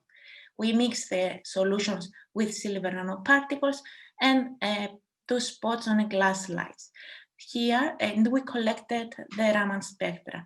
These are the Raman spectra of Escherichia coli in concentration of 10 in the power of 6 and 10 in the power of 4. For the higher concentrations, we observe a peak in the high wave region. From the literature, it's known that the peaks at the high wave regions provide information regarding carbohydrates, lipids, and proteins that are found in the bacterial cell wall. The aim of this experimental series was to find out if there is a correlation between this band and the concentration of the bacteria. From the figure, we see that there is the total intensity is positively correlated with bacteria concentration. The results of this experimental series was that utilizing cells, we can determine whether a sample is positive or negative to a UTI and estimate the concentration of bacteria in the sample.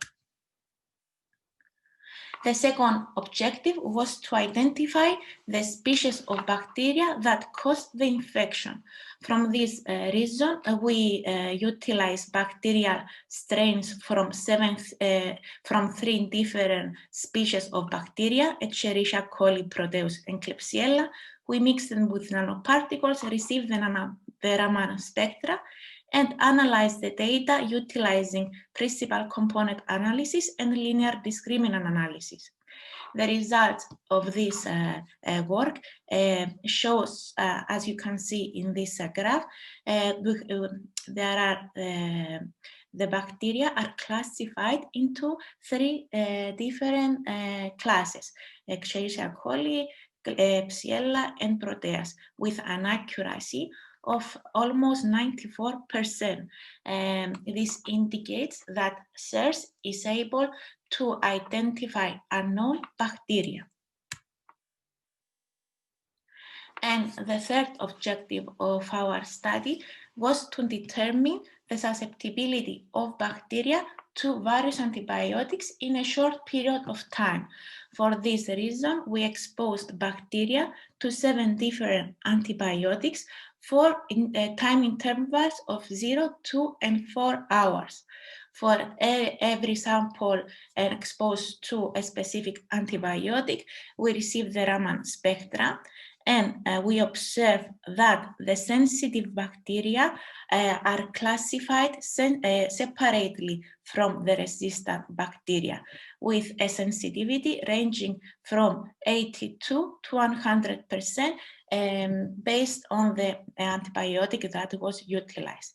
This method was successful both for antibiotics affecting the bacterial cell wall and the bacterial DNA. Concluding, SERS from this experimental series, SERS could be used to determine antibiotic susceptibility of bacteria as early as 2 to 4 hours after incubation. All in all, by utilizing SERS, it's feasible to determine whether a sample is positive or negative to a UTI, estimate the concentration of bacteria in the sample, effectively identify the bacteria that cause the infection, determine the antibiotic susceptibility of bacteria as early as 2 to 4 hours after incubation. As a conclusion, SERS can be utilized as a novel diagnostic tool that will assist physicians on prescribing antibiotics with accuracy. Thank you very much. Excellent. Thank you, Katerina. This talk concludes our first session. We will take a short 3-minute break, and then we will continue with our second session. See you in a few minutes.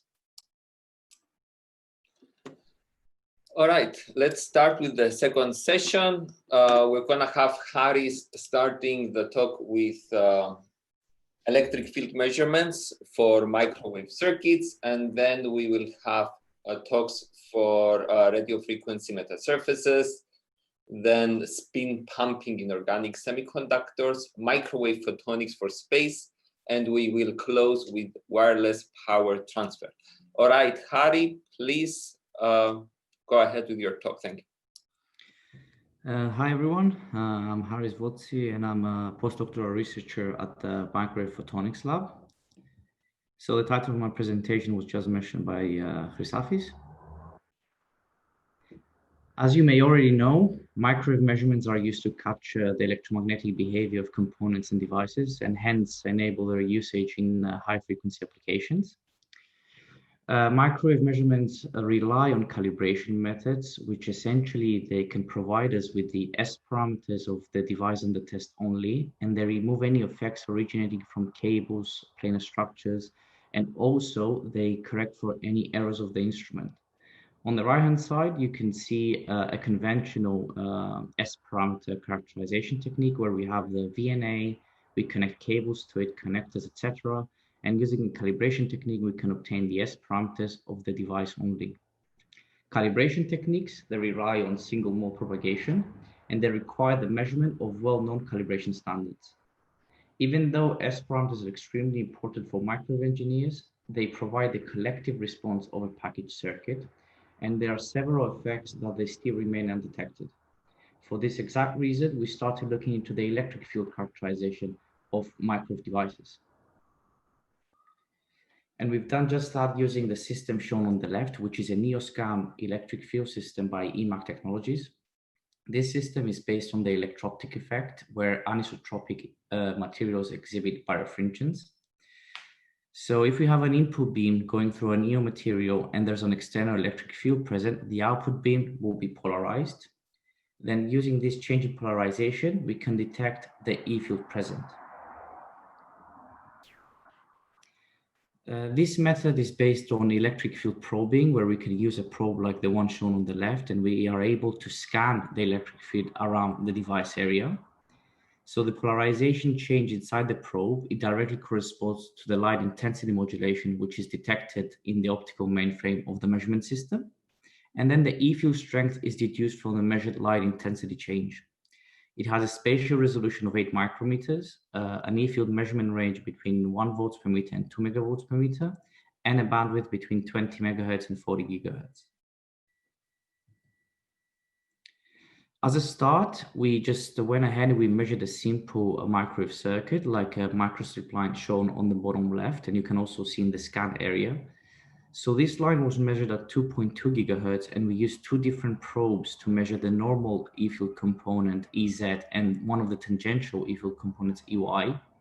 On the top right, you can actually see the measured results, and then we compared them to some simulations, and the agreement was quite excellent, validating that the system is actually measuring correctly the E fields. We can also reconstruct the time domain animation of the measured E field using the equation on the left. After that, we started looking into more complex scenarios, like scanning the E field, the radiated E field due to a coaxial to macrostrip transition, like the one shown on the top left. You can see the scan area over here. So we wanted to measure the E fields leaving the device area. And we've animated both the simulated and measured E fields. Again, we got a really good agreement at 1 gigahertz. So the E field is traveling from left to right as expected, and it is confined around the macrostrip area. However, going up in frequency, more interesting effects are happening. On the left, you can see at 7 gigahertz that a portion of the E field, instead of going from left to right and being absorbed by the load, it actually couples back. And this can create multiple propagation. This means that if such a line is used as a calibration standard, it can cause errors to the accuracy of the measurement. Then at 10 gigahertz, the coupling still exists. It's it's at a higher level, and we can also see a portion of the E field leaving the device, which causes losses. So this is something that the design engineer needs to take into account. Moving forward, we wanted to investigate any mutual interference happening between transmission lines placed either on the same PCB or on wafer. So what we did, we first went and we measured this line, so the middle line, which was a 50 on 10 centimeter line, and the black line was the transmission coefficient. And we've noticed that we're getting some dips at specific frequency points. Hence, we went ahead and we measured the E field on one of those frequency points, and more specifically at 3.59 gigahertz. So even though most of the E field is confined around the measured transmission line, a portion of it couples and goes to one of the adjacent lines, which creates a standing wave since that line is open-ended. And hence that creates some sort of loss, which we get as a dip. After that, we separated the lines, as you can see on the top right, and we remeasured the transmission coefficient, and those dips are gone. Looking into a more realistic scenario, like an on-wafer environment where most of the chips nowadays are being measured at, we measured a 5 millimeter line. In this case, we moved away from the microstrip design and onto a CPW. The transmission coefficient of that line up to 12 gigahertz was decreasing as expected due to increased losses at higher frequencies. However, after that, we're getting this slight variation over here, which is quite unphysical for a transmission line.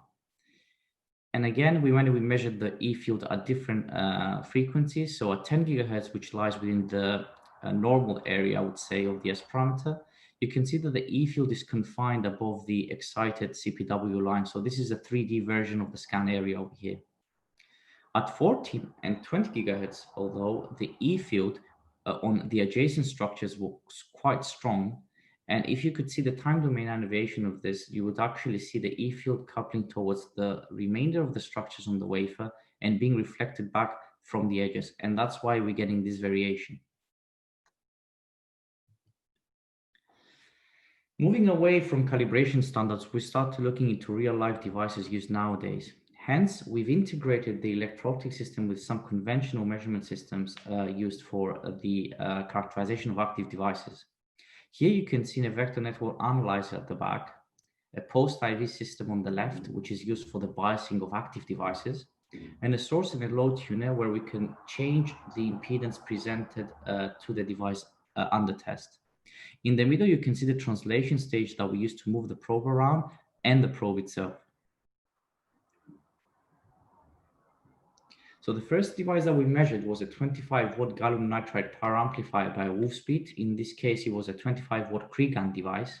And we measured this device at two different conditions, at maximum output power and at maximum efficiency. On the top right, you can see the device without its lid on, and we've lowered down the probe very, very close to the power transistors. But due to size limitations, we're only able to do simple cut lines across the transistor. So by investigating the E field response at these two different conditions, we've noticed that at maximum output power, the amplitude is slightly higher, and also the distribution is slightly wider compared to maximum efficiency. And again, this is information that we can't really see from S parameters, and it's extremely useful for a design engineer. And finally, we went to measure a 260-watt LDMOS power amplifier commonly used on base stations. We first did some load pull measurements on this device, and we measured it on the fundamental frequency of 2.2 gigahertz, but we also measured the second harmonic at 4.4 gigahertz. So at 2.2, the power is increasing and at some point is saturating as expected. However, for the second harmonic, we noticed a dip in the output power, which we had no idea where it comes from. So looking closely into the device on the bottom left, you would see that we have 4 transistor dies connected in parallel to maximize the output power. So by measuring the E field at the fundamental, which was behaving as expected, at least by looking at the output power, we could see that all 4 transistor dies are operating in phase, and the E field is going from left to right as expected. However, when we look at the second harmonic and at the power we're getting that dip, we notice that the two top transistor dies and the two bottom ones were operating out of phase. And this is creating an internal loop within the device itself. Hence, it prevents some of the E field from leaving the device, and we're getting that dip in the output power. I would like to thank you for your attention, and please, if you have any further information, please do not hesitate to contact me at the email address shown on this slide. Harry, thank you. That was a very, very nice presentation. Haven't seen this one before. Thank you. All right, so then we proceed. Fantastic. You can go ahead. So hello, my name is Loukas Petrou, and I will present to you a one-of-a-kind chip that we designed in order to control metal surfaces by making them programmable. The outline of this presentation is as follows.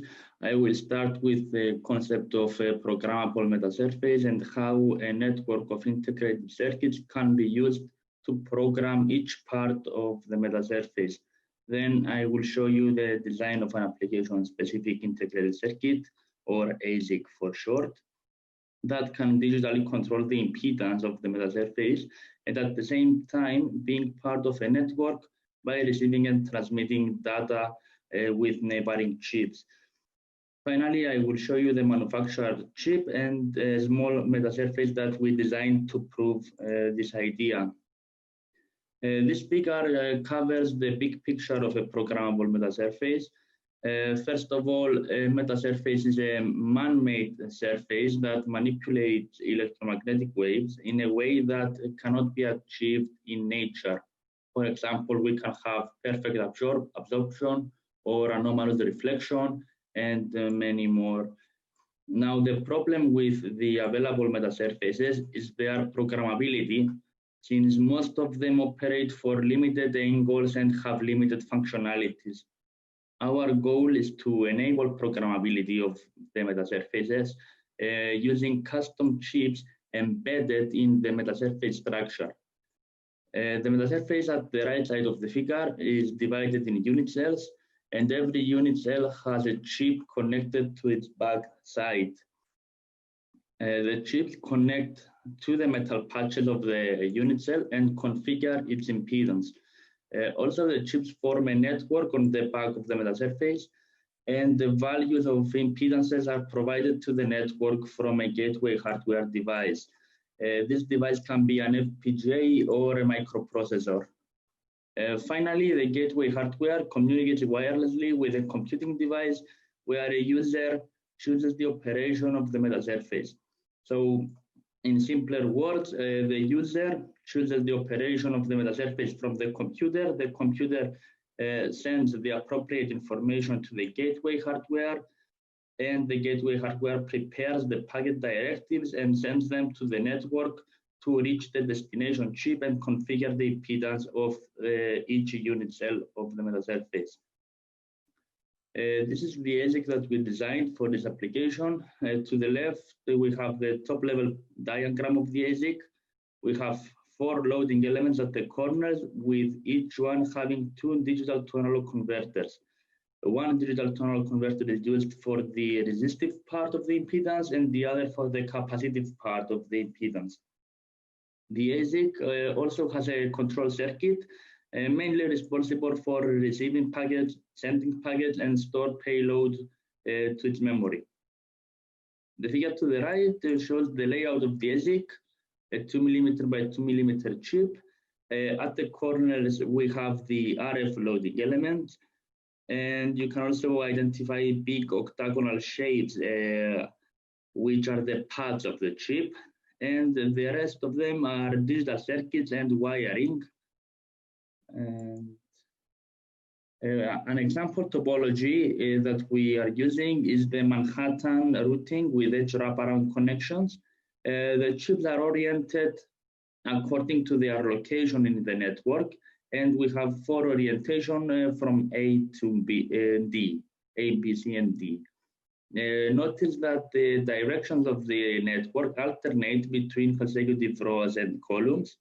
And we can also have more than one gateway hardware, and we connect the edges with edge wraparound connections. So the edge chips are connected with edge wraparound connections. And this way we have 2 inputs and 2 outputs per chip. The control circuit is a fully asynchronous digital controller.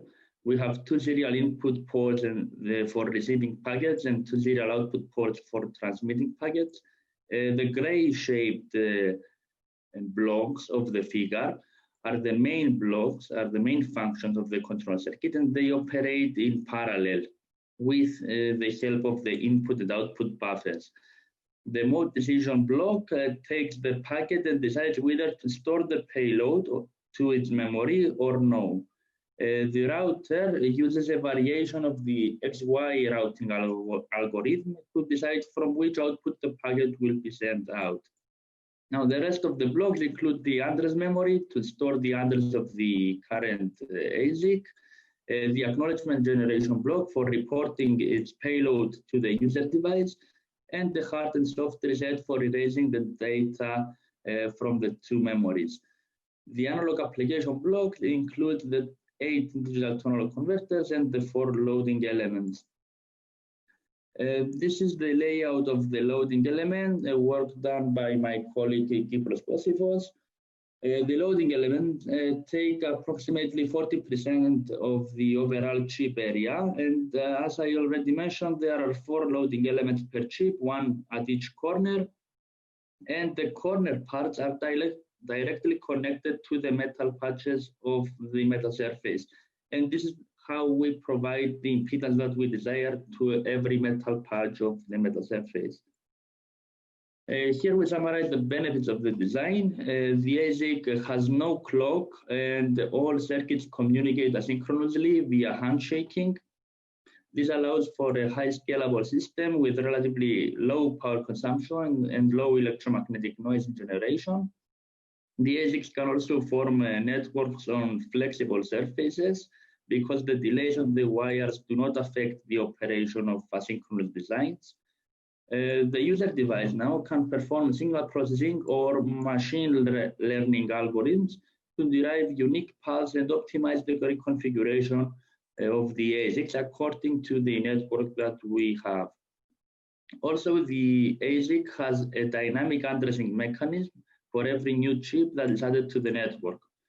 Combining all this with a fault-tolerant solution to bypass faulty ASICs gives a very robust and flexible solution for any kind of metal surfaces. The ASIC also includes pipelining and its main operations. And finally, every ASIC can generate acknowledgement to report its payload back to the gateway hardware. Here we show a picture of the manufactured chip.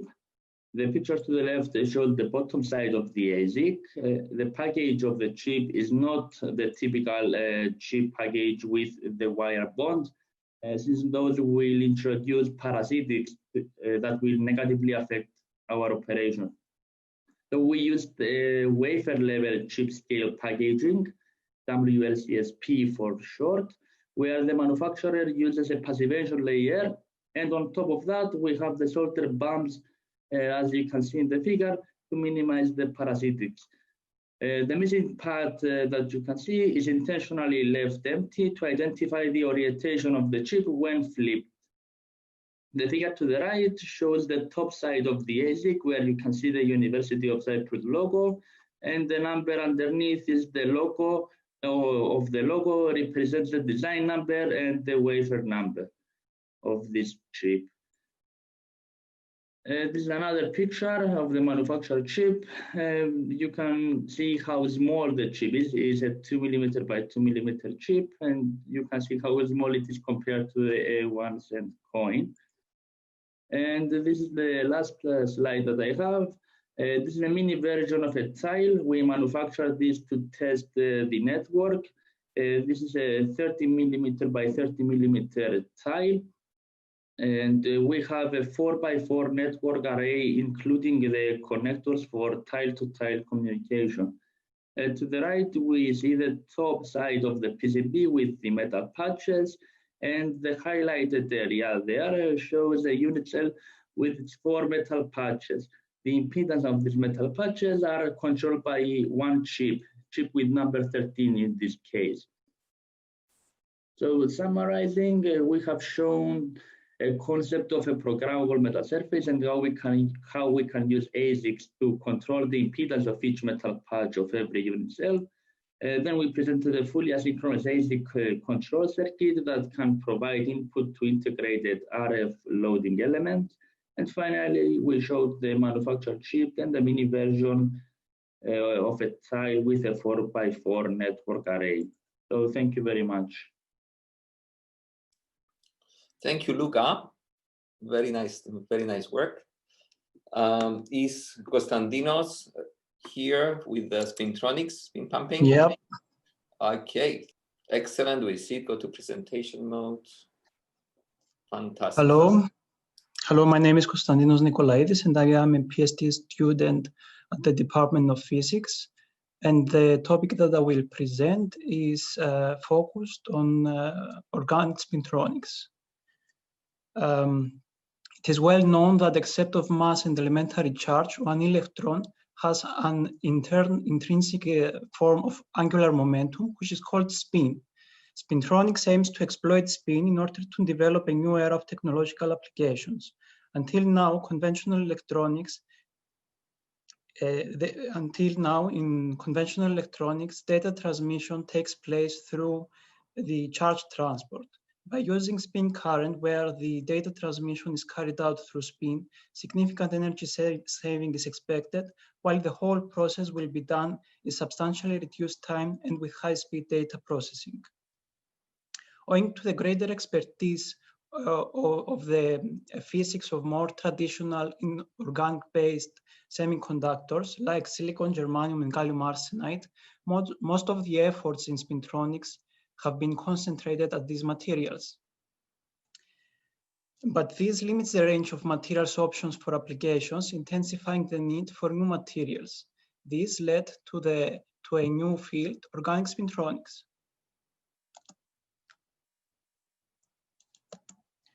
Conjugated polymers have been drawing a lot of attention in recent years due to their great properties, such as low cost, ease of processing, and flexible molecular structure. In general, these materials consist of elements with small atomic numbers, such as a weak spin orbit and hyperfine interaction. As a result, long spin diffusion length and large spin relaxation time is exhibited. However, despite the progress in organic spintronics, the influence of the type of the conductivity carriers in spin transport still remains elusive. P.PSS is an organic material with high conductivity at room temperature, mechanical flexibility, and remarkable stability. These properties make P.PSS very attractive and is already used in a range of technological applications. The presence of a Thiophene unit at the P-dot structure causes stronger spin-orbit coupling character than in P.PSS than in other organic materials. The increased spin-orbit coupling character in combination with high conductivity makes P.PSS an ideal model material to study how the conductivity carriers type influence the spin transport. In this context, we present an experimental demonstration of spin transport into P.PSS by using spin pumping method. More specifically, 7 nanometers of permalloy was deposited onto a silicon substrate by molecular beam epitaxy and followed by a spin-coated thin film of P.PSS with a thickness of 40 to 50 nanometers. On top of that, a thermal evaporation of a couple of copper conducts have been carried out. The detection of the injection of spin current is performed electrically by inverse spin Hall effect. More specifically, in FMR conditions, a spin current is injected into P.PSS and is converted into a charge current due to inverse spin Hall effect transfers to spin current spatial direction and spin polarization vector. By applying contacts at the edges of P.PSS, we can measure it as electric voltage. The voltage is proportional to the generated spin current, the amplitude of which is proportional to microwave absorption, and is maximized at the resonance field HFMR. Hence, the voltage due to inverse spin Hall effect takes the shape of a symmetric peak with respect to HFMR. So our results indicate an evidence of spin transport into P.PSS. This is further confirmed by the linear dependence of inverse spin Hall effect voltage as a function of microwave power, and also by the alternation of inverse spin Hall effect voltage for opposite directions of external in-plane external magnetic field. Since we achieved to inject and detect spin current into P.PSS, we then tried to change drastically the properties of P.PSS, and by observing the spin-dependent properties changes, by detecting the inverse spin Hall effect voltage for every sample. More precisely, we used 20 different types of P.PSS, which vary in the ratio between P. and PSS, 1 to 6 for AL 4083 and 1 to 2.5 for PH1000. A variation of 3 to 4 orders of in-plane conductivity is observed by using 4-probe measurement technique and by measuring the thickness of P.PSS layer by AFM.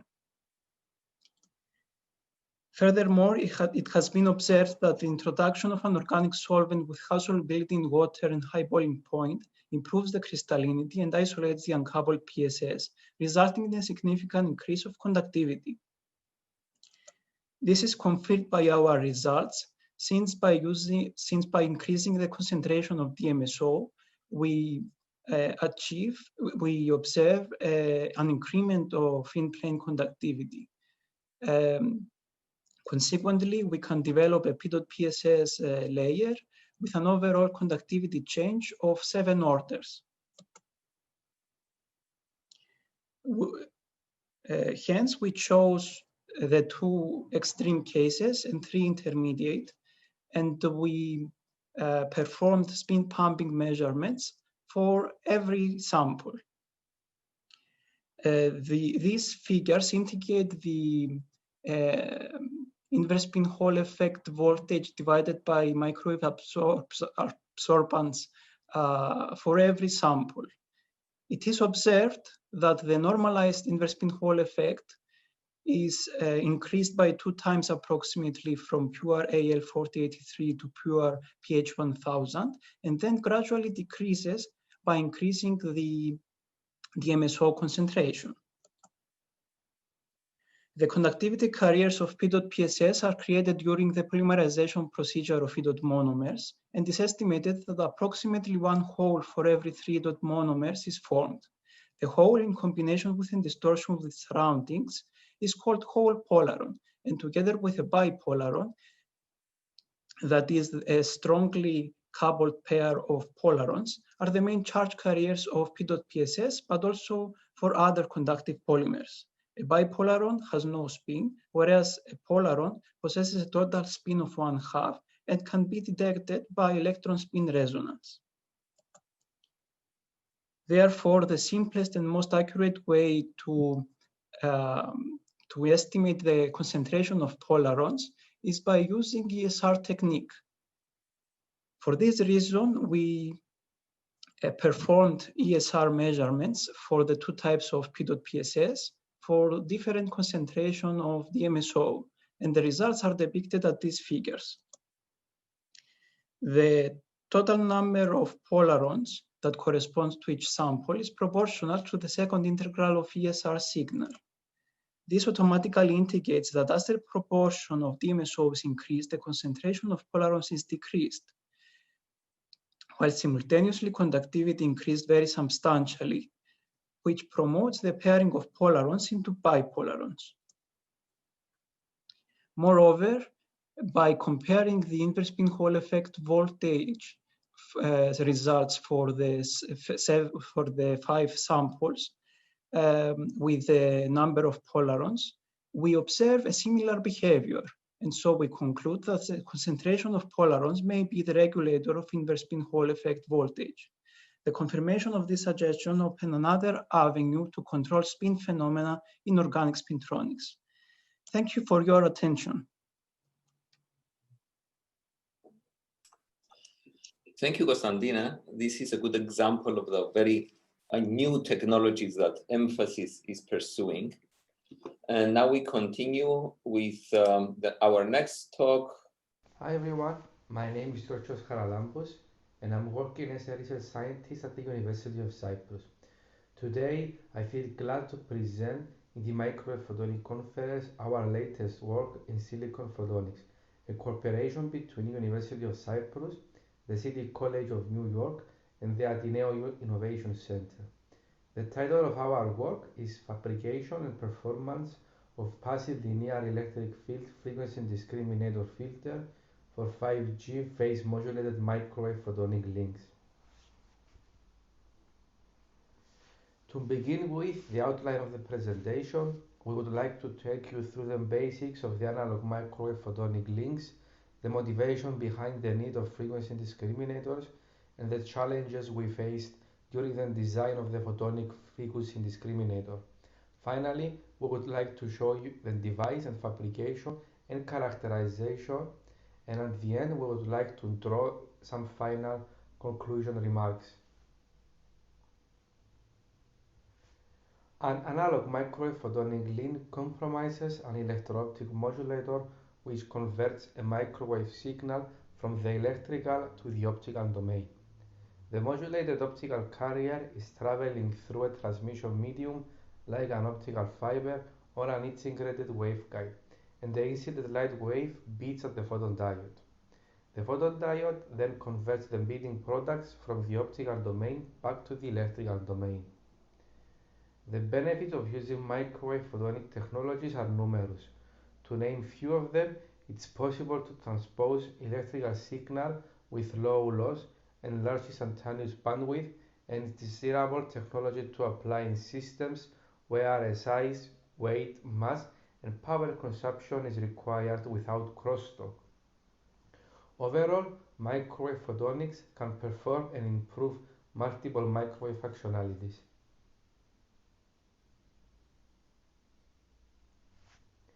The analog microwave photonic links could be distinguished into two types. The first type is intensity modulation. A Mach-Zehnder modulator is employed in the link. It's composed by two arms, where in the basic architecture, one of the two paths is phase modulating the optical carrier with the electro-optic effect. The light from the phase modulation is converted to intensity modulation when the light is recombined to the interferometric structure. The analog microwave photonic link exhibits high dynamic range and bandwidth, but it suffers from high losses and bias drifts because the device needs to be biased at the quadrature point. The second type is phase or frequency modulation. Here only the phase of the optical carrier is modulated. The phase modulator is not affected by any bias drifts like the Mach-Zehnder modulator and exhibits lower insertion loss since there is no need to bias at the quadrature point and lose 3 dB of optical power. However, the drawback of this approach is that it requires to convert the phase modulation to intensity modulation in order to detect and beat the signals at the photodiode. The complexity of the receiver is therefore increases since we need to pay attention to the development of phase to intensity modulation converters. We emphasize our talk on phase-modulated link as shown here. At the transmitter side, phase-modulated links are more desirable to be implemented on photonic integrated circuits because they eliminate the need of additional bias controllers as a result to increase the link gain. Phase modulator can still offer large modulation depths and linearity. At the receiver end, A frequency discriminator as optical filter is required to be placed prior to the photodiode in order to convert phase modulation to intensity modulation. The frequency discriminator should exhibit ultralinear optical amplitude response and high linear phase response across a large bandwidth. Therefore, the ballast detection can enable noise and distortion suppression while enhance the spurious free dynamic range. The frequency discriminator chip should be realized on a compact solution with the ultimate goal to deliver a high-performance analog photonic link. Of course, various academic groups are working on the optical frequency discriminator design, and on this slide we have attempted to categorize them. There are mainly three categories: single sideband filter, single intensity frequency discriminator, and linear electric field frequency discriminator. This work emphasizes on the third category, the attempt to linearize the transfer function of the electric field. Mainly, most of the academic groups focus to the development of the ring-assisted Mach-Zehnder interferometers or IIR filters, and lattice-based FIR filters with a large amount of cascade structures. In this work, we develop a new structure called sin-2, which the name is given from the mathematical model of the transfer function of this device. This structure aims to offer an ultralinear amplitude and phase response with a more compact and simplified structure compared to the rest of the device, belongs in this category. This diagram here shows the amplitude linearity of the frequency discriminator device with respect to the number of stages and complexity. A single stage MZI structure has the least number of elements but the lowest linearity. As the number of stages increases, amplitude linearity increases as well. More complex structures like optical ring resonators and FIR lattice filters with more than 7 elements exhibit the highest percentage of linearity at the expense of structural complexity. The work of this presentation, named as sin-2 filter, has the benefit to exhibit a high linearity with a minimal number of stages, yielding to lower cost, insertion loss, and power consumption.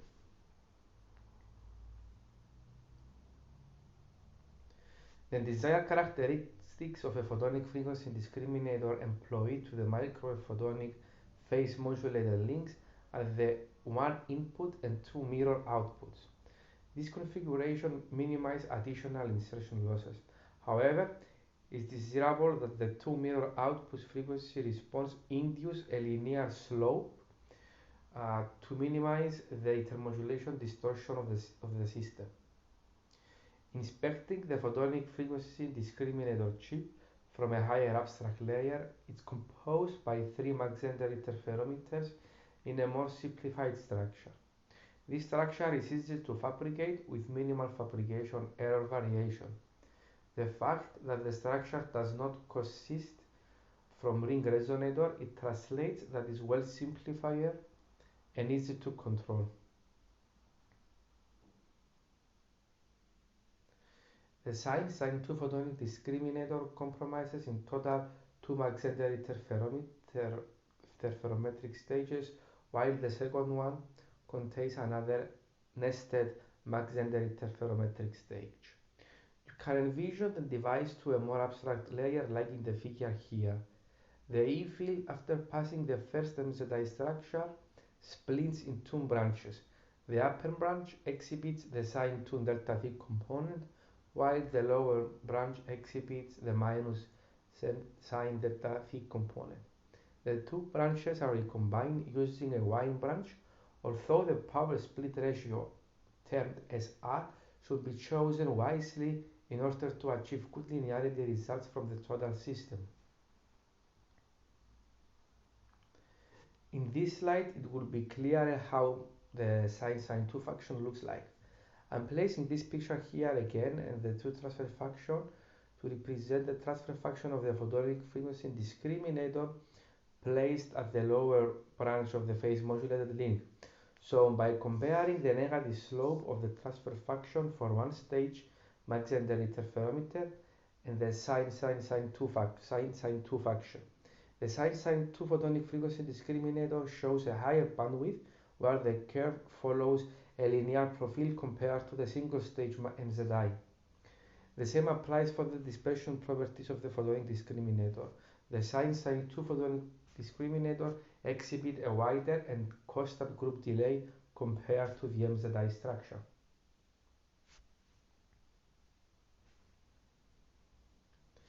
We used standard waveguide dimensions for the core, 500 nanometers width and 220 nanometers of height on a silicon on insulator platform. The material is silicon and the cladding layer is glass. The waveguide type is stripped. We are interested only for the TE mode. Here we are demonstrating both the transfer function of the mathematical model and the circuit simulation of the electric field. The numerical simulation assumes that the circuit component is ideal, in other words, without losses, and they are dispersionless. In contrast, circuit simulation takes into consideration the real losses of each component and their dispersion properties. Hence, that's the reason why the two graphs shows different frequency response characteristics.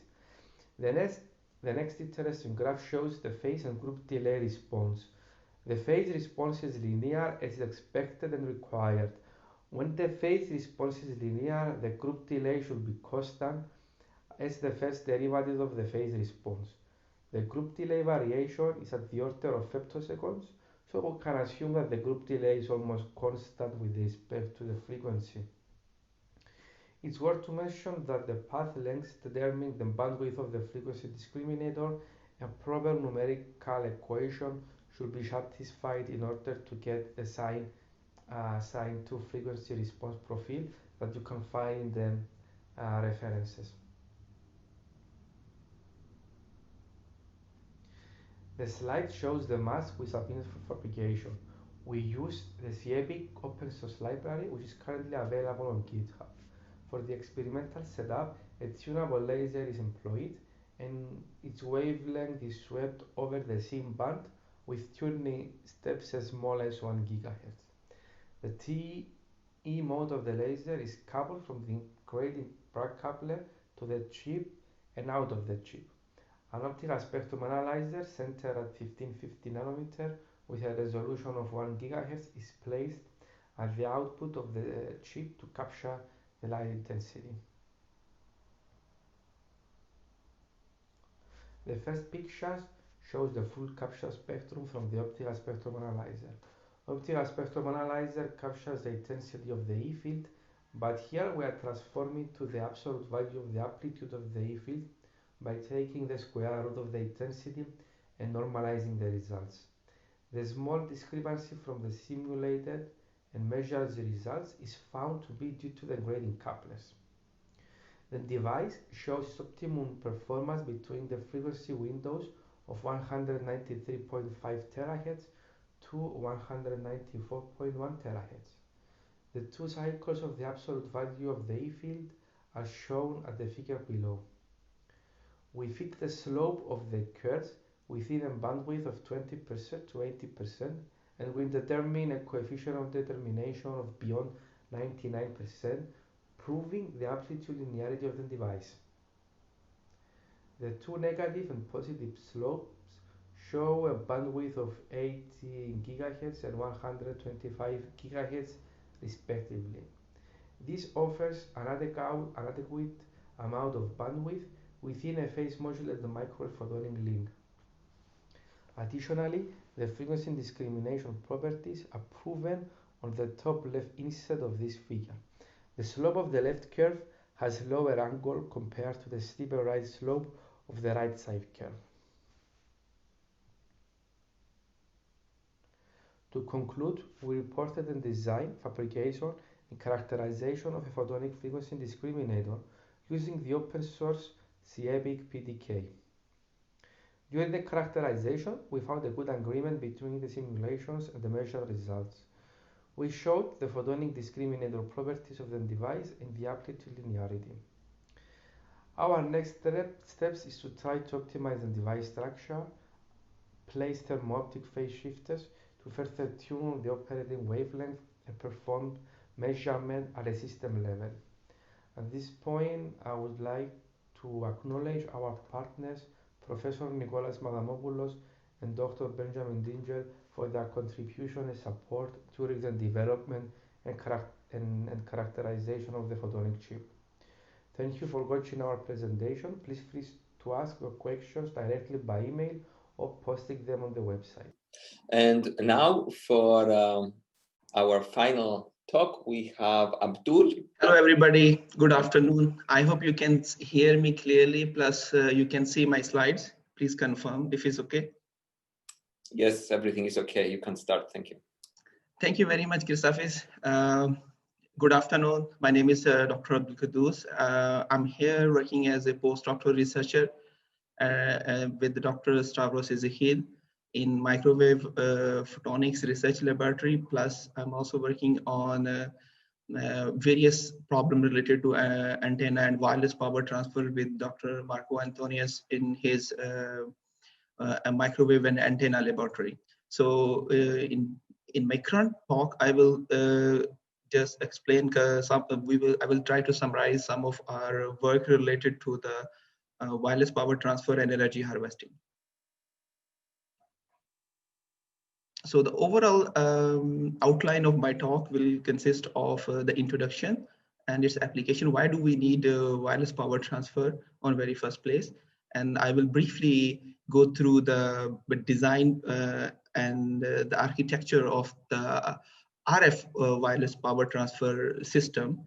And I will try to share a couple of examples of our already implemented application related to the wireless power transfer systems. And in the end, I will try to share one of our current research project funded by Cyprus Research Promotion related to the RF wireless power transfer and energy harvesting. And in the end, I will try to conclude my talk with couple of design challenges and future directions. So let's start with why on very first place do we need wireless power. As you can see over here from the picture, this describes the Comey's law. What is Comey's law? Comey's law is actually about the energy, how much energy is required to perform computation. What Comey and his colleague from Stanford, they noticed like throughout the history from early 1940s onward, the electrical energy required to perform computation has a half every 18 months. The way like the electronics and the computational power, evolving, these technologies are evolving, they are getting more efficient, energy efficient system. And if you see the trend over here, we are moving toward the low power application, low power computational technologies. And on the other hand, so the computation is becoming more energy efficient, and we are trending very quickly toward the situation where the computing needs no rechargeable batteries, no plugins. Oh, is it real? Yes. If we see it in today, last year, like almost 4 billion RFID tags were produced, and nearly all of them were batteryless.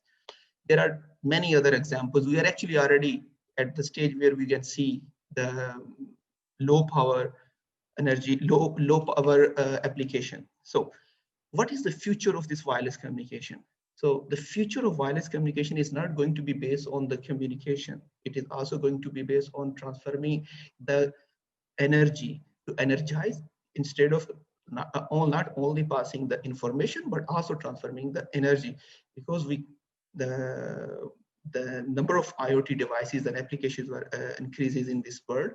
The level of energy requirement and plus to recharge those batteries and the billion and trillions of batteries that we are using every year, they are we want to get rid of this thing. So the benefits, we don't need wire, we don't need contacts, we don't need batteries, smaller, light size, compact. We can move with devices every day, wherever, wherever we want, to be more portable, no production, and maintenance, disposable, battery got died, cell phone died. So they are working. Actually, there is an example. They lately I read a paper there where they try to make a fully battery-less, wireless powered cell phone as well. There are a number of other applications.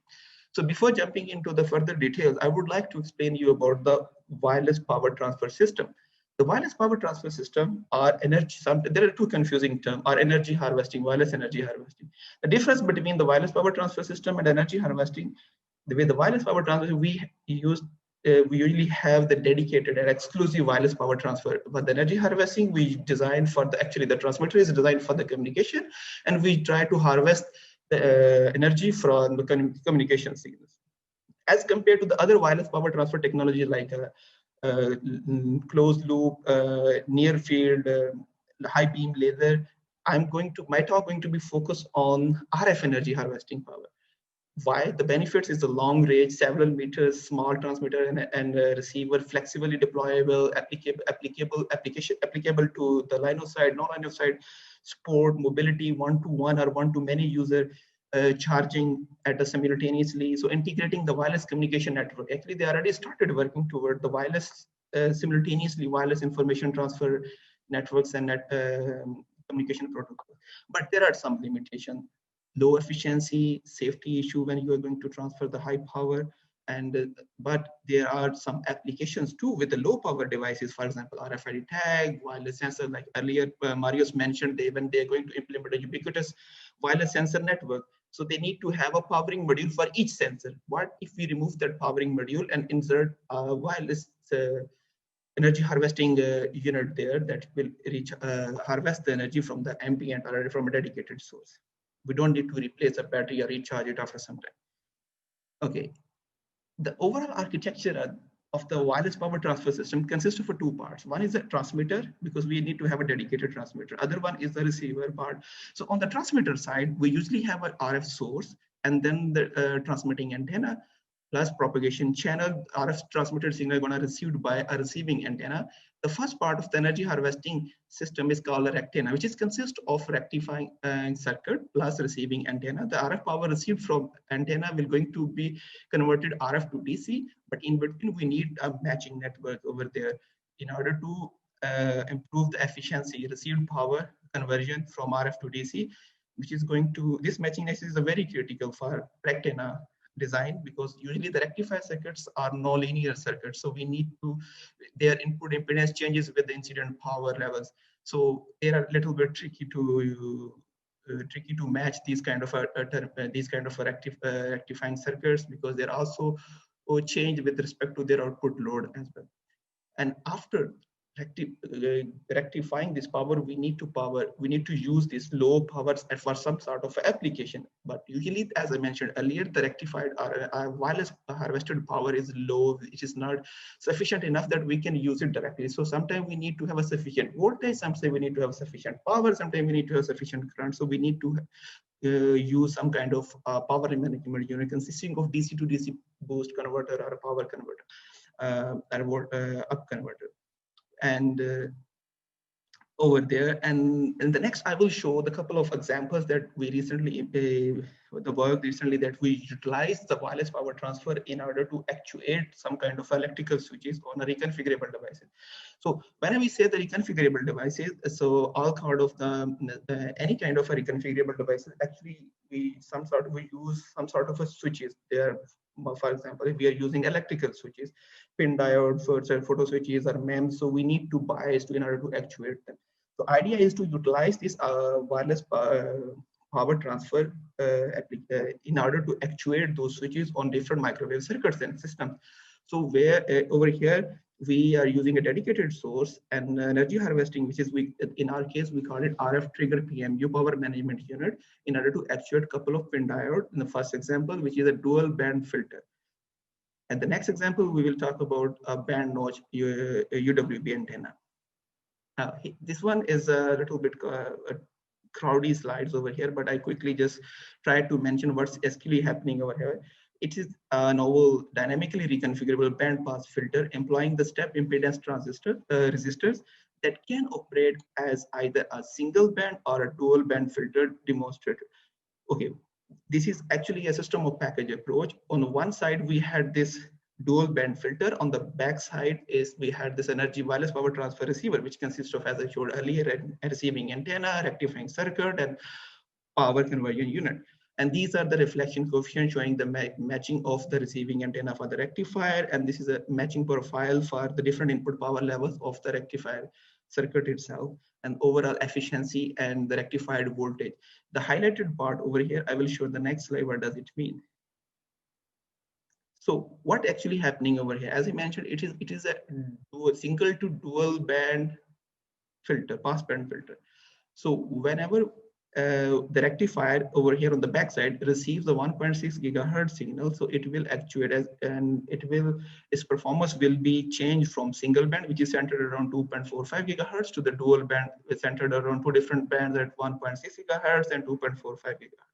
And this is actually the actuation voltage that we are receiving from this. And further detail about this whole system can be found in the article that were recently published in IEEE Transition and Theory.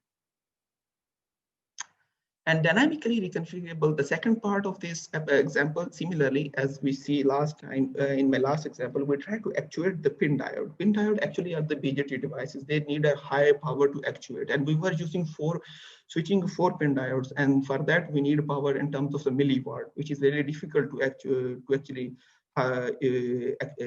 harvest from energy harvesting unit. So in this example, we are trying to use a low power switch, which is a FET switch, which is actually the voltage control device, where we are actually trying to harvest and using a passive, fully a passive booster, and try to boost the enough to receive the enough voltage or enough power in terms of the microwatt in order to actuate a FET switch on this UWB antenna.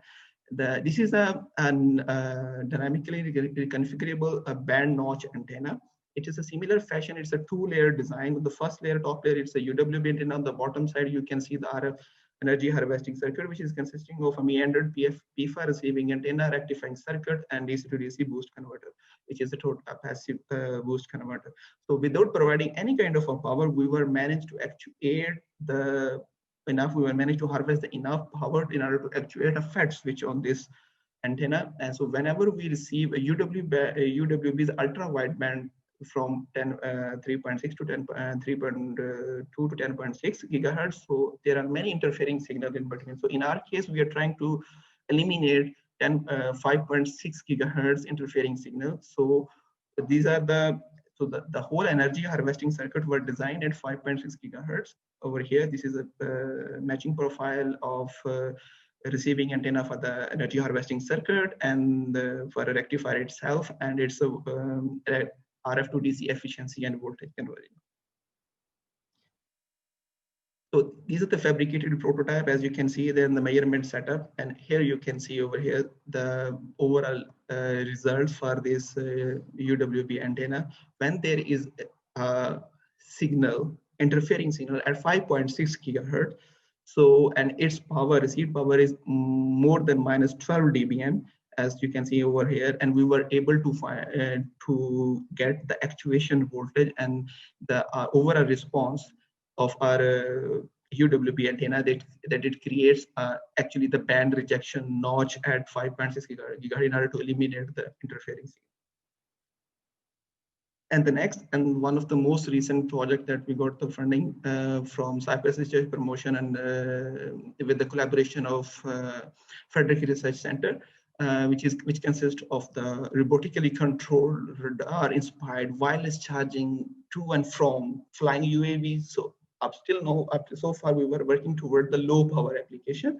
And in this actually project, we were trying to implement fully green RFID enabled sensors, and plus our aim is to use robotically controlled high power transmitting arrays in order to power up the flying UAV. The target is to keep it flying 24/7, and this is the research that we just is at the beginning stage and over here. And then in order to measure the soil or different sensor, different properties of the sensors, and we will be using the same flying UAV in order to power and get the information from the